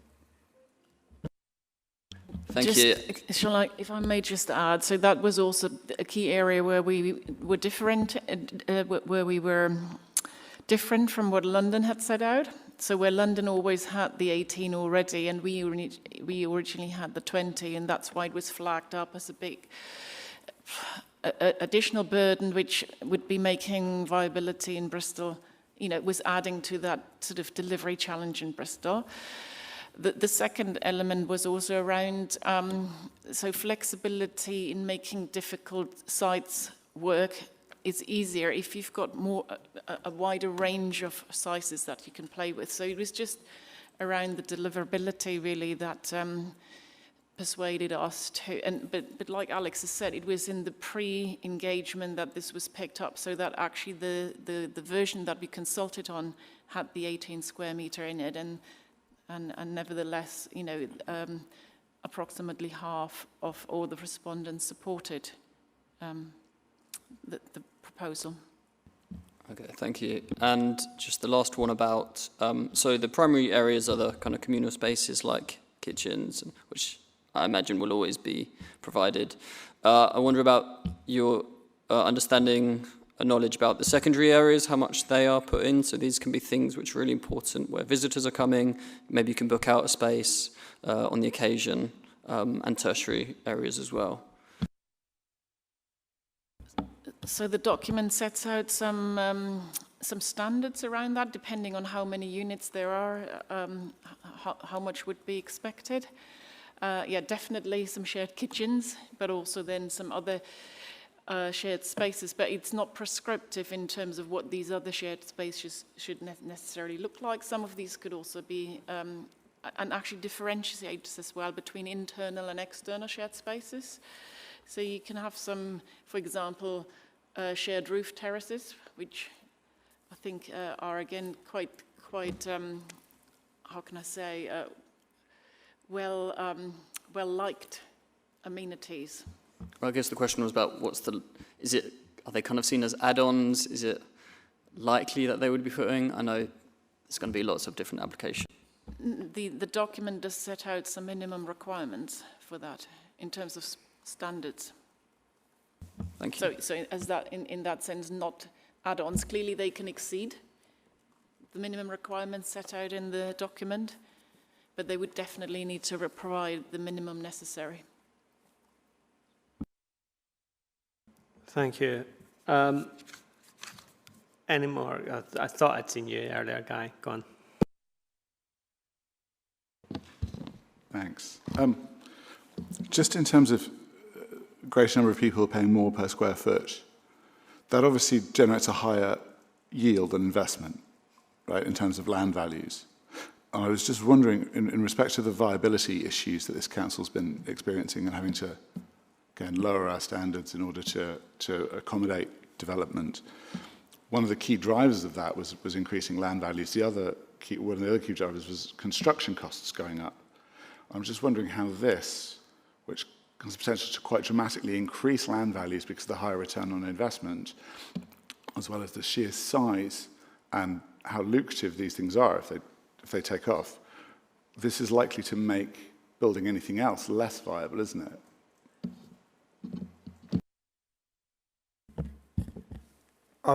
I think that's a very big question to give a simple answer to, and I'm not sure I would support the premise that the council providing planning permission for co-living will necessarily make viability in the city even harder. The issues affecting viability in the city are extraordinarily complex, but are compounding build costs is definitely one of them. They've increased by nearly 40%. And yet inflation with values, whether one agrees with whether that's good or not, has not kept up with that. And building safety regulation has decreased the net sale or lettable area by between 12 and 15%. And macroeconomic factors, particularly at the moment, make it easier to make your money from buying government gilts and development in some cases. So there's all sorts of things driving this. Land values is an interesting one. Land values are often stubborn in terms of their corrections, and maybe when there's a sort of global correction and you see a load of distressed sales. But what often is driving land values is existing use values.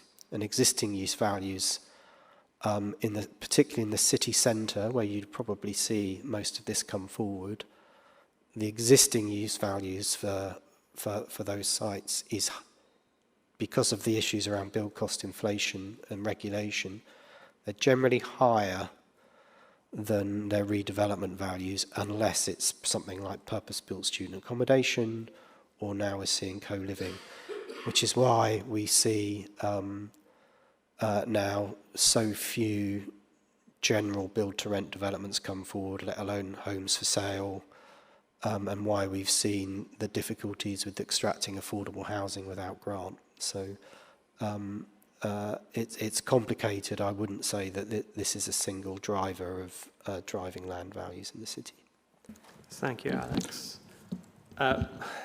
I don't want to get sidetracked on a discussion about viability when we're here to look at the co-living plan. So if it's brief, but Guy, go on. No, it was just partly to confirm that it won't make it better and it could make it worse.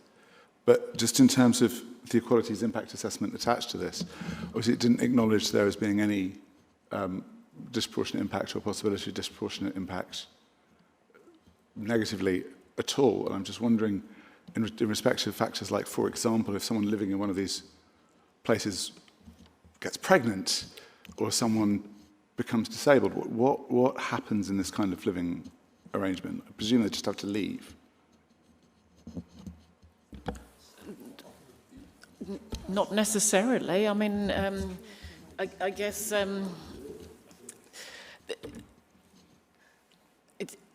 I would expect these type of developments, they usually would have a lift.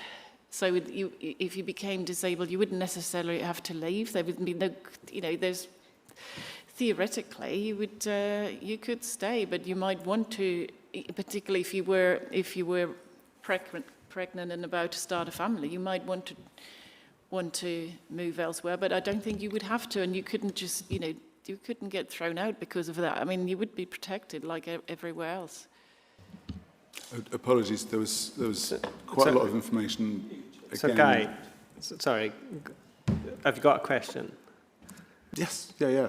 But also to make a point, I was under the impression we were kicking the tyres of the policy, as it were. That was what we were supposed to be doing. Cool.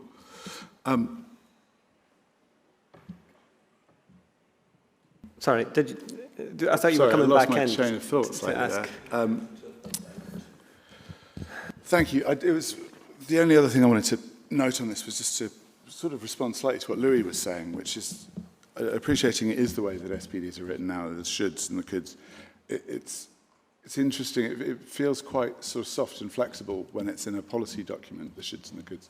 It feels very different when you're in a planning committee being told you cannot turn this scheme down because of that should. You have to go along with this. You have no choice but to. This is what our policy says. It's for these reasons, when I look at these policy documents like this, I suppose I'm sensing some discontent from other members. The problem that we have, Chair, if I may, with schemes like this is that when you sit on planning committees or development control committees, as they were, you see the objections, you see the people opposing schemes like this. You can see no end of evidence online as to the harm that these places can do. This feels to me very much like what we're doing is taking something that's out of reach, as Cam mentioned, placing it further out of reach. The product, as you say, is coming. We are lowering our expectations to reach it. We're lowering our space standards. We're enabling developers to make vastly more money by lowering our standards that we expect of other kinds of residential accommodation.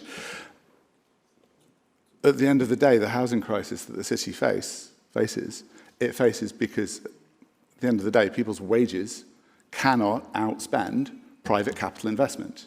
What this does is create a new kind of accommodation in the city that will forever be owned by massive investment funds and billionaires.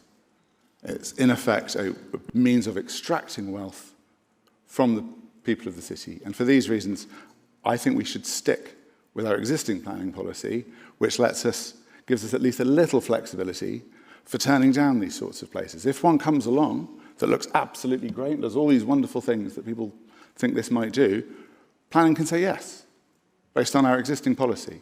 All this does, this policy, as far as I can tell, is tie our hands moving forwards in order to increase investor confidence. And I, for one, don't want this kind of investment. Thanks. Okay, thank you, Guy. Cam, and okay, let's move to a vote then. So the recommendation is that we approve the adoption of the co-living supplementary planning document, Appendix A, which will come into effect upon adoption of the emerging local plan, brackets the Bristol local plan review. Can I have a seconder? So Richard first. Those for? Thank you. Have you got that? Yeah. And those against? That is very clearly carried. Thank you. The next thing on the agenda is our Temple Quarter update, and we've been joined by our colleagues from Temple Quarter, but I'm going to suggest a 5-minute break, if that's all right. And then we'll re-adjourn at 4 o'clock exactly. 7 minutes.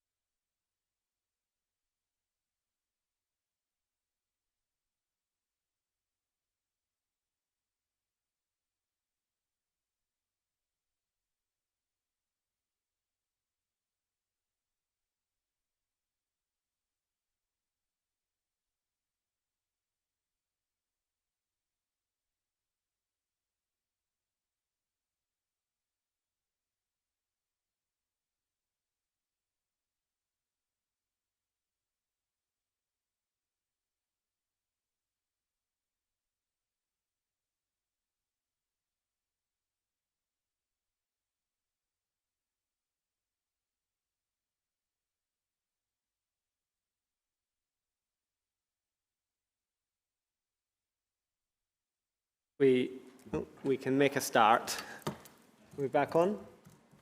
Lovely. Okay, so hopefully Councillors Martin and Breckles will come back in shortly. But in the meantime, we are moving on to look at the Bristol Temple Quarter update for June 2026. So this is a quarterly update that we have on this committee. So the purpose of the report is to provide the update on progress across the Bristol Temple Quarter programme since the last update, including delivery, planning, infrastructure, land assembly and inclusive growth activity led by Bristol Temple Quarter LLP, but also to seek, on this occasion, the committee's endorsement in principle for the allocation of up to £2 million of EDF2 funding to support Bristol Temple Quarter LLP operational and programme costs, subject to the appropriate governance, financial assurance and approval through the West of England Combined Authority. And so this is a key decision on this occasion, as it has a spend of over £500,000. So, Karen, I'll hand over to you to present the report. Yeah, thank you. Sorry, and can I ask you to do introductions as well, so that people online know who you all are? Yep. I'm Karen Mercer, and I'm the Chief Executive of Bristol Temple Quarter LLP, and I'm joined by my colleague Clem Teagle, who is Head of Communications for the LLP. And also Jorge as well, who's the lead officer within Bristol City Council for the project, working closely with us. This is our regular update to the committee. We come to the committee on a quarterly basis to give progress on how Bristol Temple Quarter is moving forward. It is quite a detailed report. There's been a lot happening over the last sort of 4 months or so. So I'm just going to provide a brief overview, but then very happy to answer any questions that come to us on this.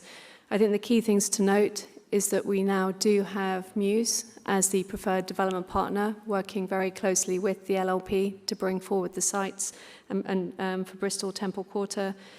We are finalising the contractual arrangements at this moment in time and hope to be in contract very soon, with the intention of bringing a planning application into Bristol City Council in the first half of next year, and then trying to get on site as quickly as possible thereafter in 2028. So there's a lot of work going into that programme. I think it's also worth mentioning as part of that we are progressing jointly with Bristol City Council and our partner colleagues the land assembly strategy to make sure that we do acquire all the land that is needed, and the report details acquisitions that we are currently taking place, and also of where we are in our private treaty conversations, and also working again closely with Bristol City Council's legal team on a potential having to sort of acquire by compulsory purchase, which would come back to the committee at a later point on that. So I anticipate we will have more information on that in our next update. Importantly, we have selected Kier as the contractor to bring forward the Southern Gateway multimodal transport hub. That is really important programme, given it provides the new replacement car parking and cycle facilities for Bristol Temple Mead Station, which then allows those sites to come forward for residential and commercial development in due course. We have appointed Kier, and we are working through sort of the demolition and also pre-construction arrangements in order to enable start on site later this year. We also outline St Philip's Marsh and the framework that we've been developing, again working really closely with the council, particularly the local planning team, to put forward the framework that will see how St Philip's Marsh will come forward. We are undertaking a final consultation process in the next couple of months, which will see it coming back to committee in September for endorsement. And that will provide the master plan and the overarching strategy for how we see St Philip's moving forward, which will then be able to advise developers, as well as for the LLP, working closely with partners to look at how we can bring that back into the sort of delivery of that.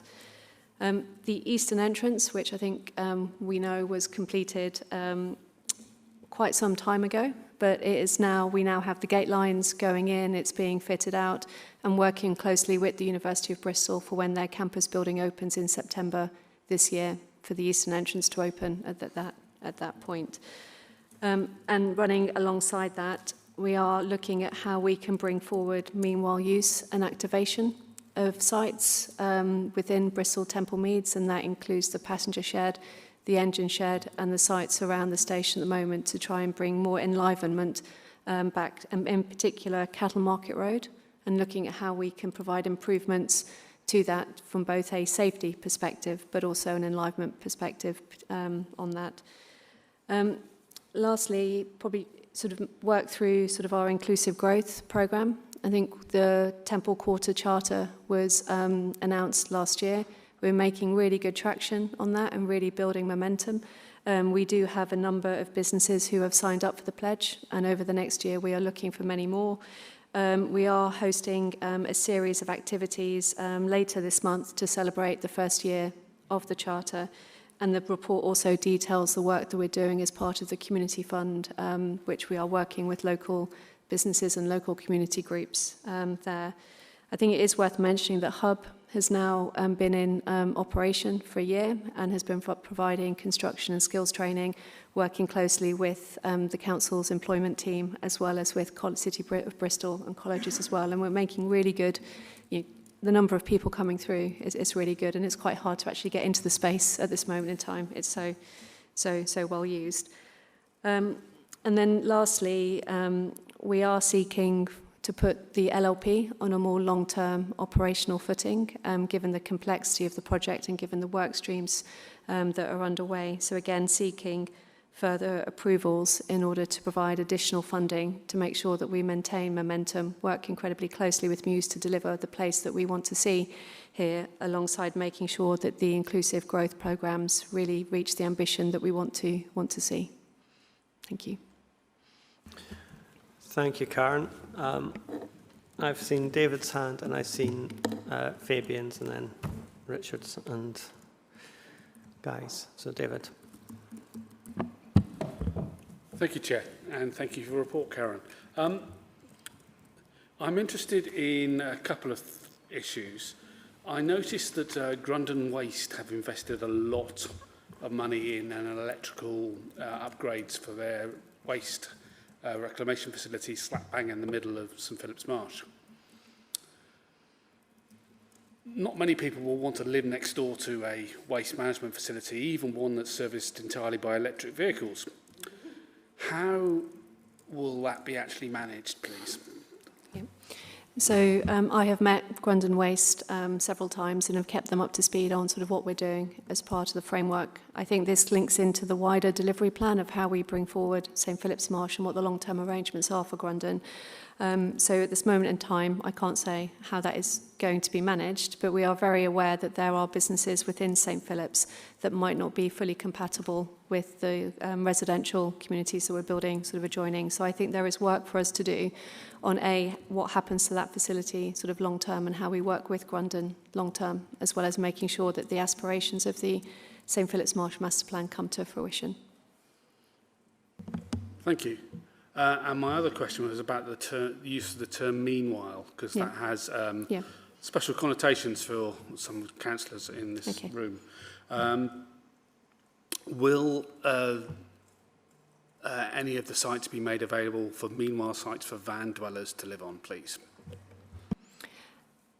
We have been speaking with the team, with the van dwellers on that. I think when we're talking through the meanwhile uses, we're talking sort of very short term, and we're looking at sort of how we can increase the activity, particularly around Bristol Temple Mead Station itself in terms of a leisure destination and sort of retail uses, as well as building upon the inclusive growth. We are working with Muse at the moment over what their phasing strategy is for these sites moving forward, and what we're really focused on at the moment is just making sure that they get on site to deliver the housing as quickly as possible, so working through that delivery plan. Thank you, John. Thank you.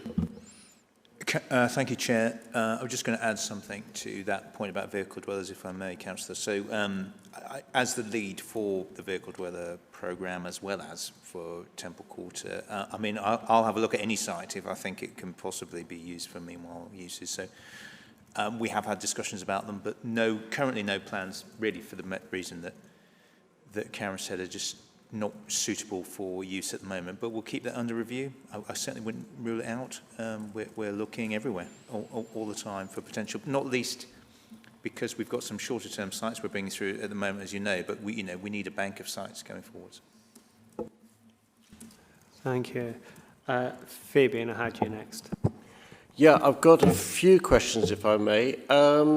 First of all, could we have an update on the growth bid recruitment and a bit of clarification of what that's about and what that will achieve?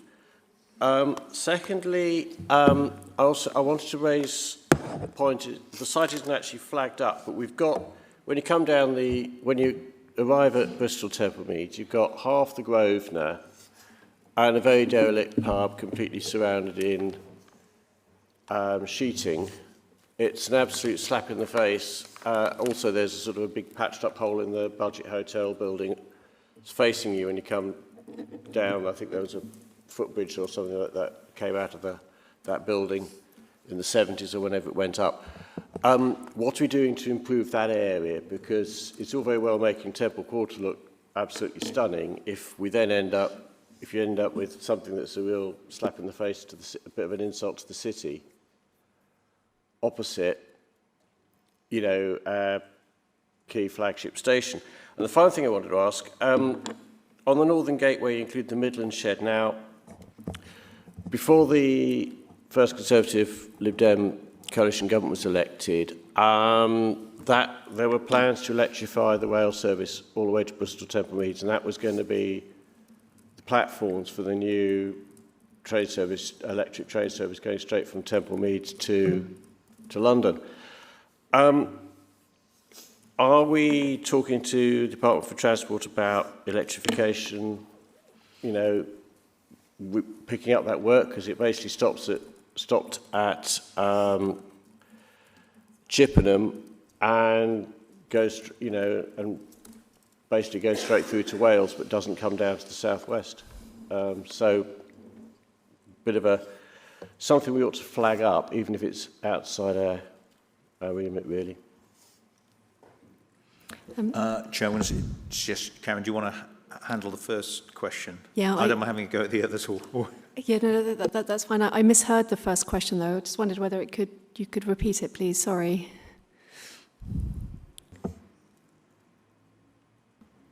Can we have an update on the growth bid recruitment? The growth bid improvement? Yeah. Yeah, okay. Growth bid, yeah. So in terms of the growth bid improvement, I haven't got an update as such, although we are in dialogue with the bid team on that. Clemmie? So do you mean the funding that's proposed in the paper, Councillor? Yes. Okay. I think okay. it's not. I think the slight confusion is it's not really a growth proposal. It's about maintaining the current team, isn't it? Sorry, this is in terms of the business case for the additional funding.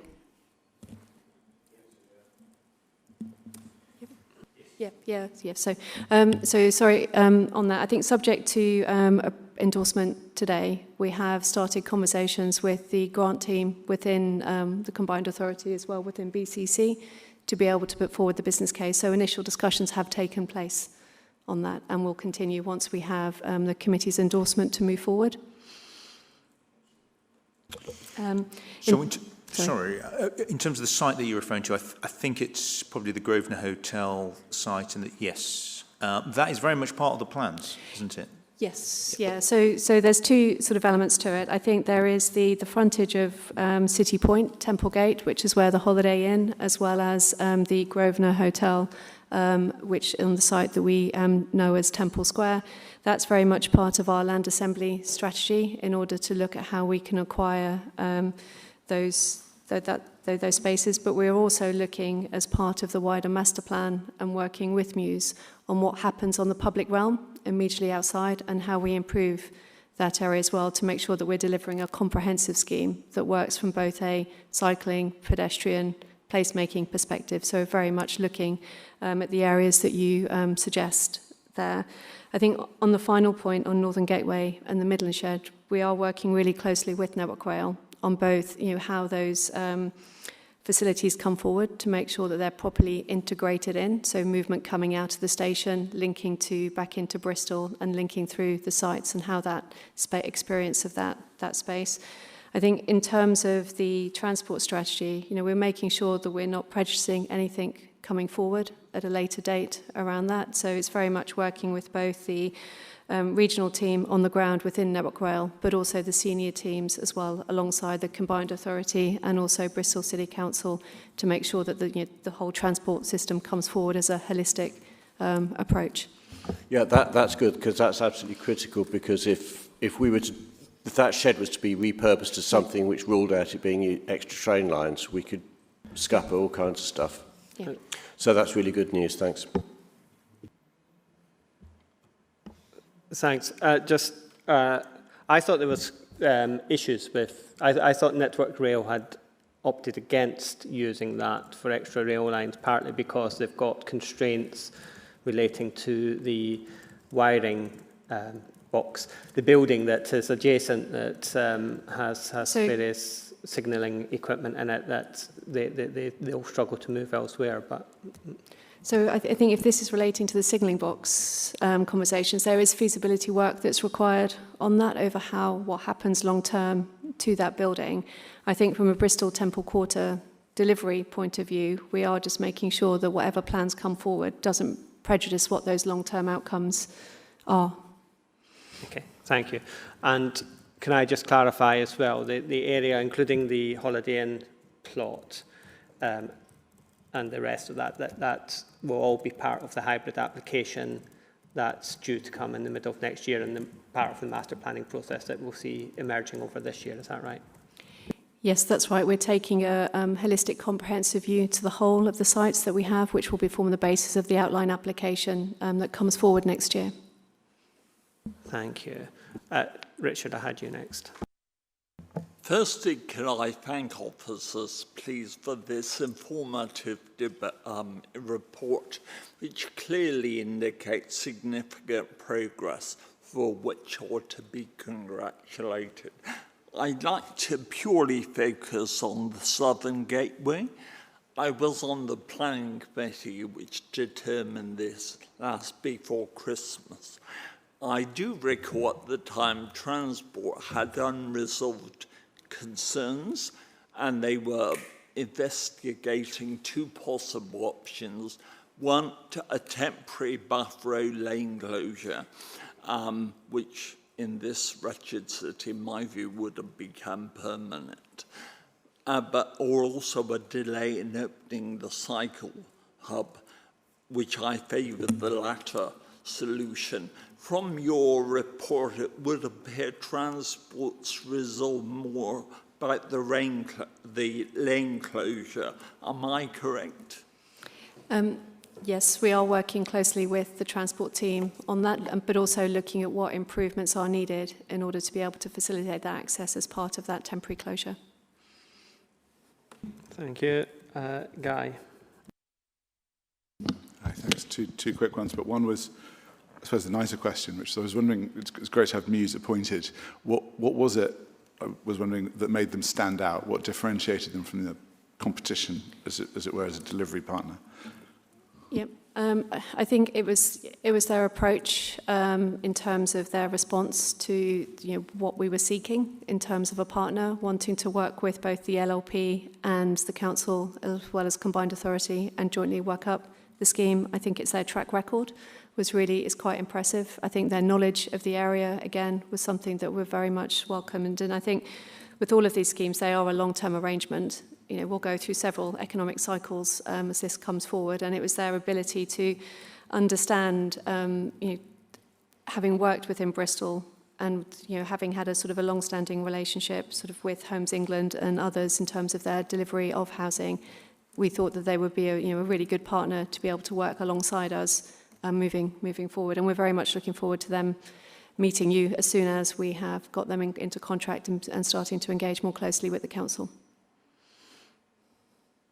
That's great, thank you. And my other query, I suppose, is a slightly mean one to ask, but just in terms of what this committee is going to be looking at going forwards, now that we have delivery partners more than we did before, what are the risks we should be watching for? What are the sort of biggest areas, I suppose, for potential slippage that we should be keeping an eye on, or at least what's that outlook looking like at the moment? Yeah, I think it is, from an LLP perspective, we'll be placing Muse under, or sort of working with Muse in terms of what the programme and looking at how we can facilitate them to meet their programme, as well as ensuring that they're delivering on what they said that they would do as part of their bid. We are developing with them our project delivery plan, which is essentially the business plan that sort of sets what the phasing and developments will be coming forward. I think what will be quite critical for both the LLP and for partners is making sure we have the resources to be able to meet their timeframes as well. I think, it's a very much a sort of a two-way sort of street sort of on this, of being able to sort of work closely, jointly together to be able to make sure that we get on site, make sure that we work through sort of all of the sort of issues that are raised in a really collaborative way. Thank you, Karen. Cam. So I have 3 questions. Firstly, regarding Southern Gateway, I welcome that there's a specific mention in the report that a potential northbound bus stop is being investigated. I'm just wondering how those discussions are going at the moment. What's the likelihood of that? Those conversations are ongoing at the moment. I don't have a full answer now, so I will come back and provide an update in writing if that's okay. Sure, thanks. Then on St Philip's, I think the decision to bring it forward as a master plan framework due to the time constraints on SPDs, I think that's the right decision because it's important we do have something in place. But I'm wondering if, to give it further weight down the line, is it something that, would it be appropriate to develop it further afterwards to become a supplementary plan in parallel with the development of the new local plan over the next couple of years? Is that something that's being considered? Yes, no, absolutely. We've been working very closely with Bristol's local planning authority team, that once the regeneration framework is in place, how that then feeds into the local plan process and documentation coming forward so that we add additional weight on that. And again, that will be part of that future plan will come back to this committee. Thanks. Just occurred to me, you did mention that there's going to be a further round of consultation on St Philip's the master plan. Can I ask that there's a briefing for councillors on that, on what's likely to be coming forward in that consultation? Yeah, we're in conversation with the DEM services team about when you guys are most available, I think. But yeah, certainly in the next few weeks, we're looking at a specific one for this committee, as well as a kind of wider council briefing. Great, thanks. And finally, when the eastern entrance opens in September, do we know if First Bus has any plans to change any of their routes as a result of that, using the new bus stops outside an eastern entrance? So I think on that, we know that the university has been working really closely on buses, because the number 8 bus has been extended over the last year in order to to have sort of greater connections into Temple Meads and St Philip's. And those conversations are still ongoing as part of looking at sort of accessibility into linking across the eastern entrance and St Philip's Marsh. Thanks. I happened to pass there yesterday. Now that Spark Evans Bridge is reopened, I took advantage and walked down and I saw those brand new bus stops and I had exactly the same question as Cam. Are they actually going to be used? I had Louis and then Jenny. Thanks, Chair. I saw, I think it was public consultation, that unsurprisingly the main issue or main thing that came up is how it will serve the local people. So just the general one, how will you ensure affordable housing is delivered? So I think in terms of working with the local communities around St Philip's, that's primarily sort of what we've set up our inclusive growth team to do. And there is lots of day-to-day contact with local communities sort of feeding in with our sort of community hub.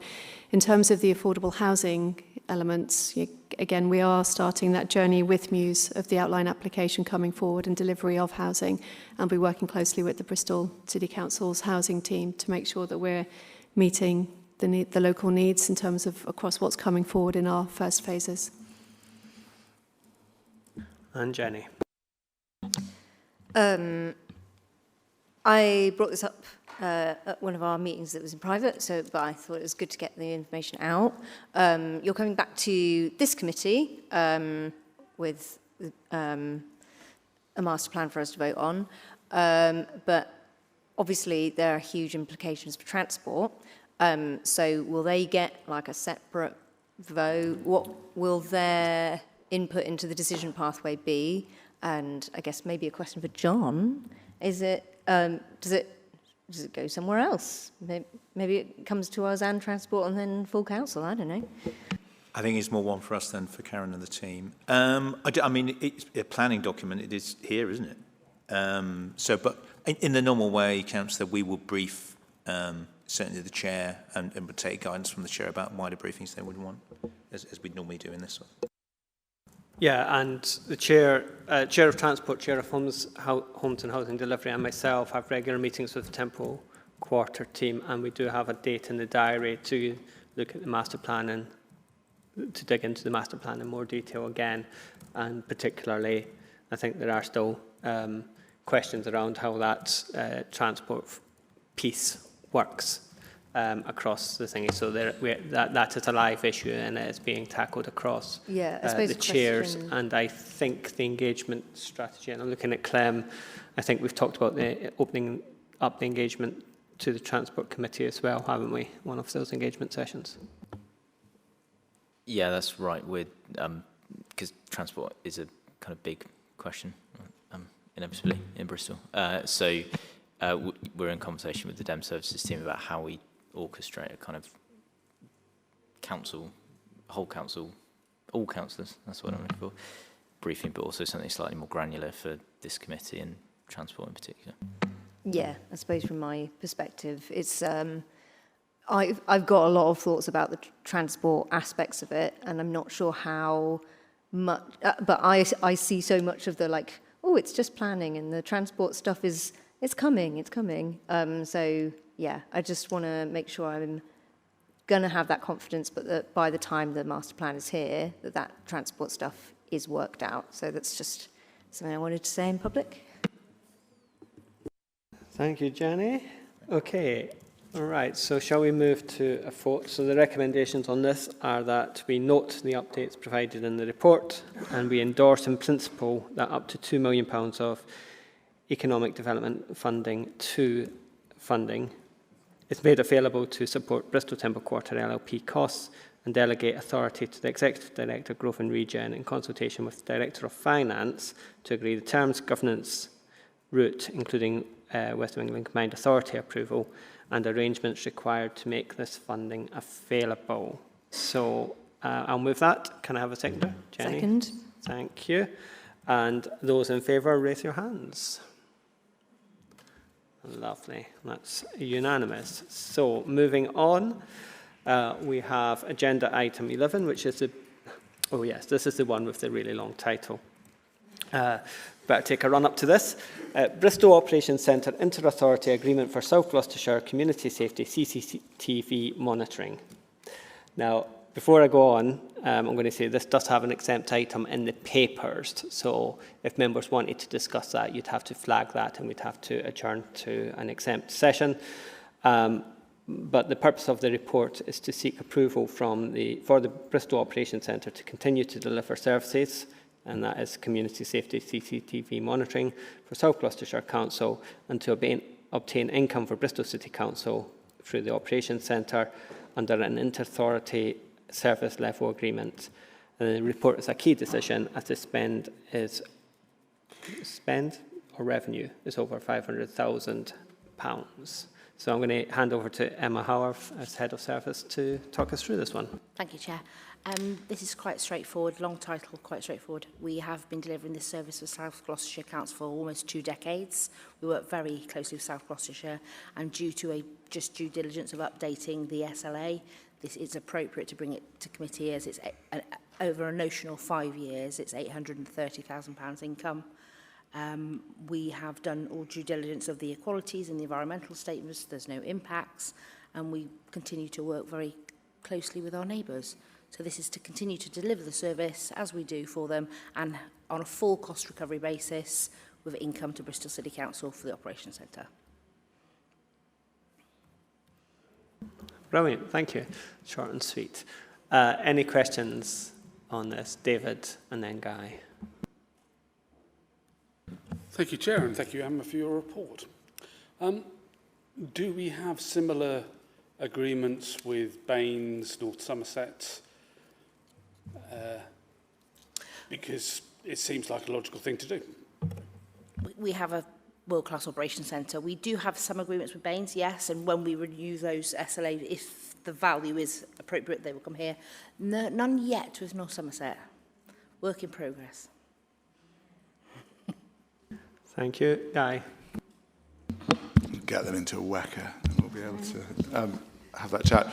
No, it was just to say thank you for all that you're doing. I remember this being the kind of operation that we talked about many, many years ago that the council should be doing more of. It was one of the first departments to really commit to this model, deliver it quickly, and has consistently delivered an income stream against it ever since. It's the model to which I think lots of bits of the council aspire. So no, thank you very much. I was going to make a slightly cheeky request, which was when I first got elected, councillors were invited to visit the operations centre, and it provided a perspective on the city that genuinely changed my view of it permanently. And I was just wondering if there was any possibility in the future councillors might be invited back in just to see it. But that was it. Absolutely, you're welcome anytime. As long as it's planned in. Yeah, yeah, it's well worth it. And funny enough, before you said what you said, I was conscious that we have new members here, and it has been a while since since we were elected, and there was the opportunity through induction to visit the operations centre. So that could be something we could have a class outing.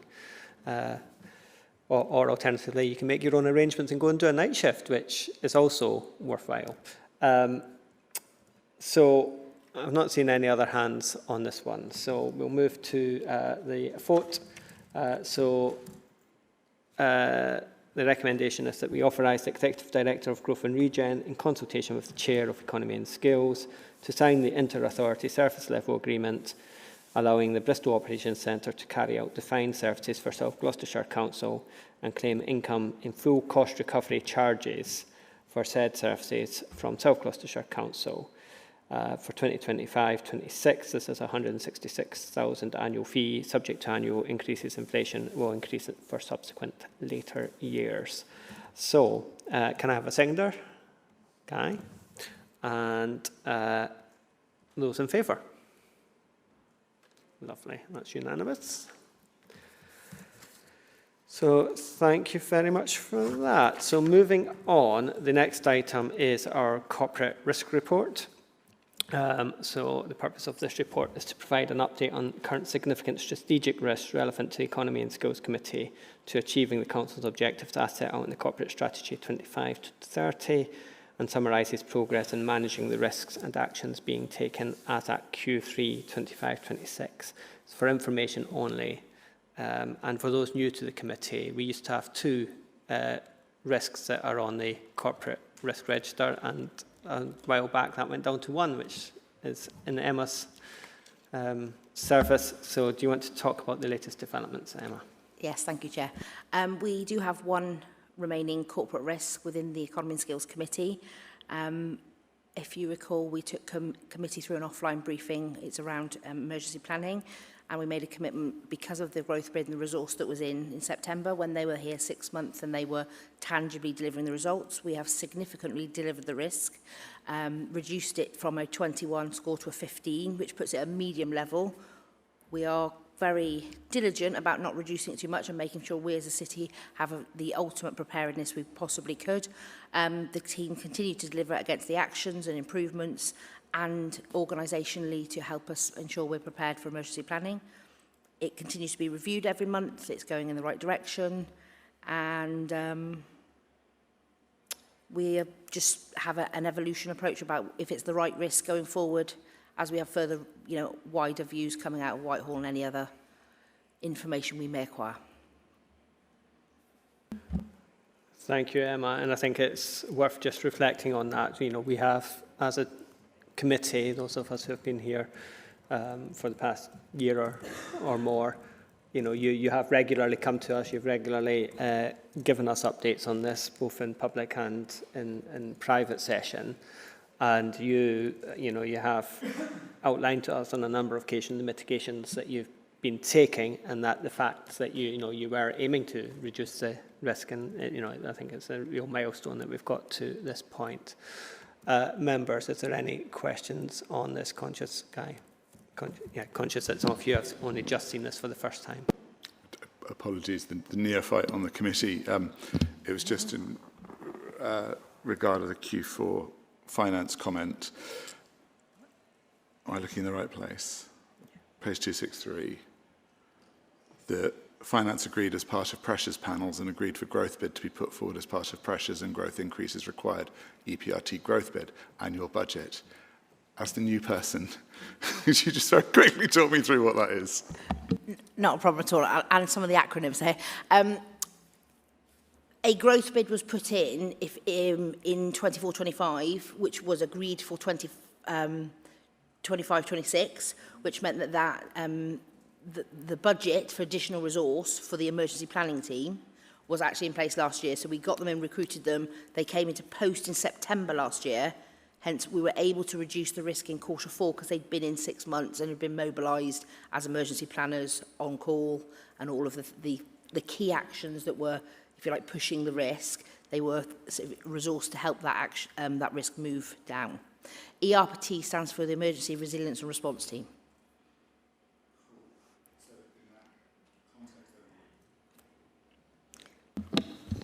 The recruitment stemming from the growth bid was successful. Those Yes. people are now in place and it's all continuing nicely. Yes. Thank you very much. Thank you. Okay, if there's no other comments on that, we can consider that noted. And we move on to Nighttime Economy Task and Finish Group. So this is about establishing a task and finish group to inform the development of a future portfolio of work to support the nighttime economy in Bristol, which would follow the broader definition of the City at Night Director of Public Health Annual Report 2024. This report is a non-key decision update report. That said, there are a number of things we're asked to consider, which is number of members and who may chair that meeting or chair that task and finish group in due course. We don't necessarily have to settle those today. I can see your hand there. We don't necessarily have to settle those today, but if members had a steer, that'd be useful. Louis?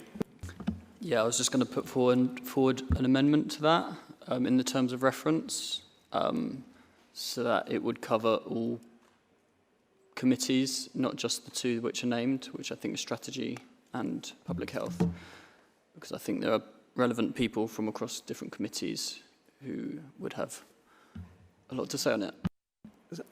Thank you, Fabian. I can see your hand. You wanted to...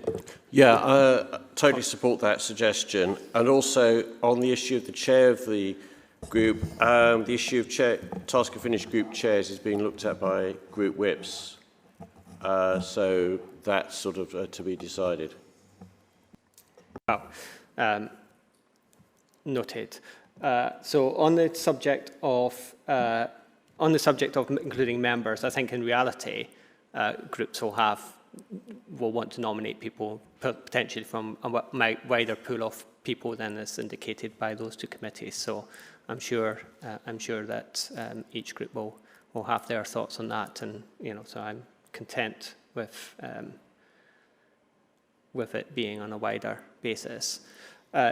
Jenny, did I see you indicate? Yeah, I was just going to say, I think that the list that's there, Louise, is just illustrative rather than supposed to be comprehensive. But the people that we're going to be putting forward do come from at least 3 committees. So, yeah.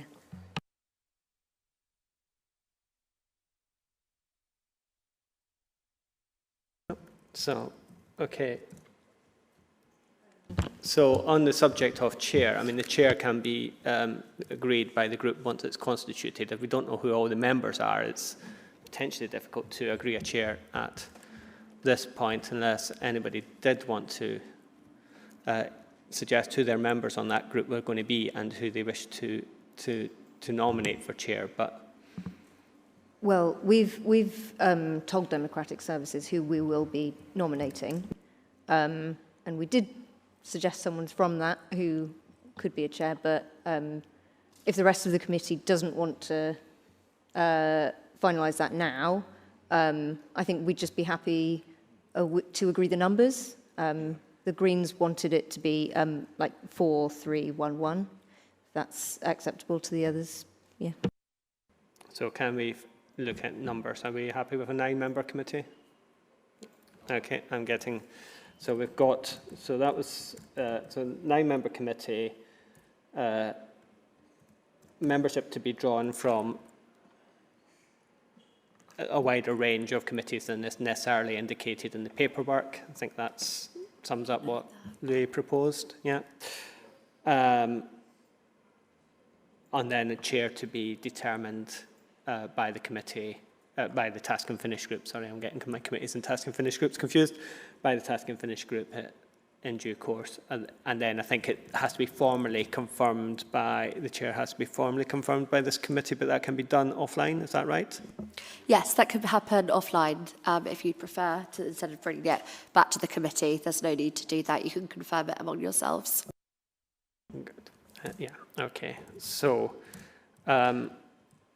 fine. So I think, do we have to have a formal amendment to formalise what we suggested?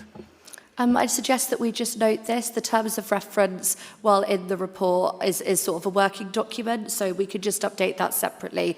And when we offer out the membership of the committee, we can offer it to a wider range than was first indicated, rather than amending the officer recommendations, if you're happy with that. Okay. If everyone's happy with that, then I'm going to move the recommendations, and that is that we note the report and approve the recommended approach and scope of the terms of reference for the night-time. Sorry. Apologies, sorry. I just wanted to, obviously because I wrote this, just to be crystal clear about the scope that I'm recommending within this report and the terms of reference, and I'm noting the composition of the task and finish group, and that's fine, and we can agree that with Democratic Services. And also just to note that the terms of reference is a draft, a broad scope of what the task and finish group could cover. So, yeah, there it is. So I just wanted to be touch on just 3 separate issues in the report, if I may. Is that okay, Chair? Just really quickly. Sure. Yeah. Okay. So one of them was just around the broad scope, which was kind of set out in point 8. So the purpose of the group and some of the elements that will be covered. So that would include the review of the policy and strategic context for the nighttime economy, review and evaluation of the impact of delivery to date and good practice to be identified, looking at future citywide priority interventions and support, including measurable outcomes, and the shape of a renewed partnership approach, as well as ongoing engagement channels. And the reason I wanted to just pull this out is because something that came forward as part of the extraordinary meeting on the 8th of May was the Labour Amendment number 2, which was around bringing back a report on a nighttime economy advisory board.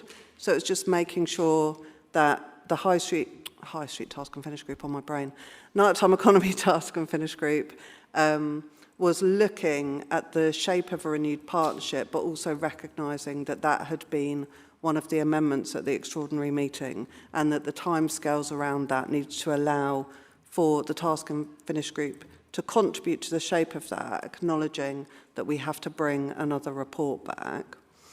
And then my final point was around the fact that there would be a number of sessions and that this would be quite resource intensive, and that it would, for us to be able to follow the Director of Public Health definition of the nighttime economy, we would need to make sure that we're incorporating input from a range of different council services, and that would take up the kind of beginning of this piece of work, maybe 1 or 2 sessions, and then we'd want to make sure that we're inviting in representation from both the nighttime economy industry, but also anchors and representative bodies.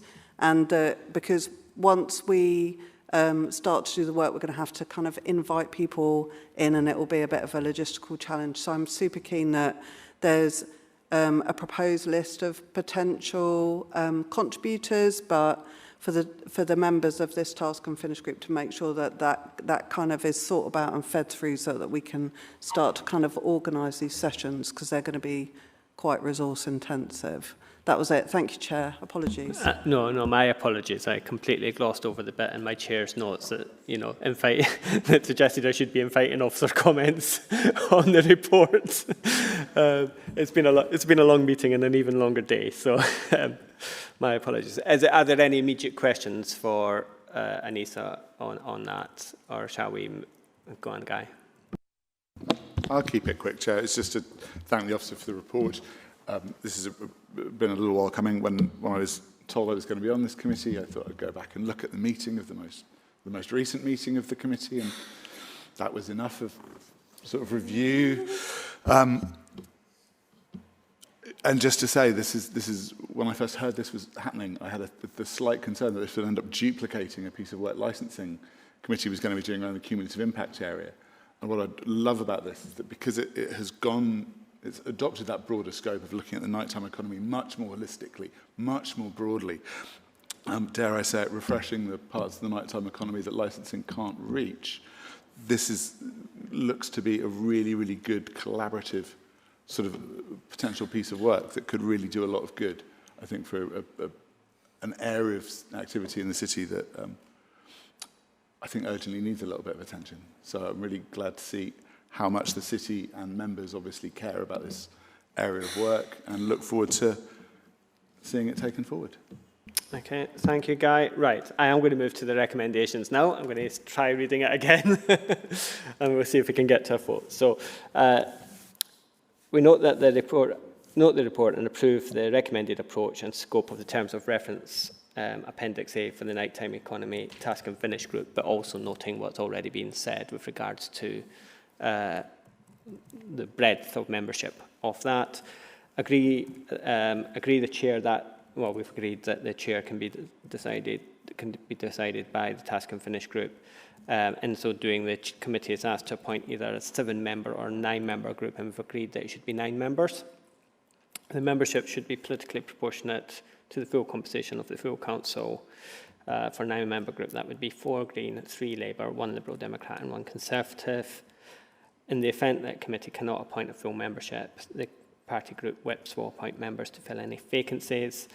Note that the task and finish group will report back to the committee for economy and skills in early 2027 with its findings. So can I have a seconder? Jenny, thank you. And all in favour? Lovely. So that's a task and finish group established, subject to those caveats and ironing out membership and chair arrangements. Thank you. So that brings us to final thing, which is the annual business report, which has returned to us. Sorry, yeah, typo. So this is the revised paper of the Policy Committee Work Programme Setting Workshop, which we looked at last time, in which Councillor Wells, who is now no longer on the committee, had proposed some amendments to which have now been, but we couldn't take amendments at the committee, so we proposed that it would come back with those tweaks made to this committee. So are we happy to note the work programme update? Yeah, we've reread it. I didn't actually show it to Toby, but I read it. So I'll second it for you. Well, we don't actually have to take a vote. We're just noting it. So that brings us to the conclusion of the meeting. Thank you, everyone, officers and members and those online. The next meeting is on the 27th of July at 2 p.m. here. Just as an update to what I said earlier about the Corporate Peer Challenge, the action plan is going to Strategy and Resources on the 15th of June. So if you're interested in that, look out for the papers for Strategy and Resources. Thank you.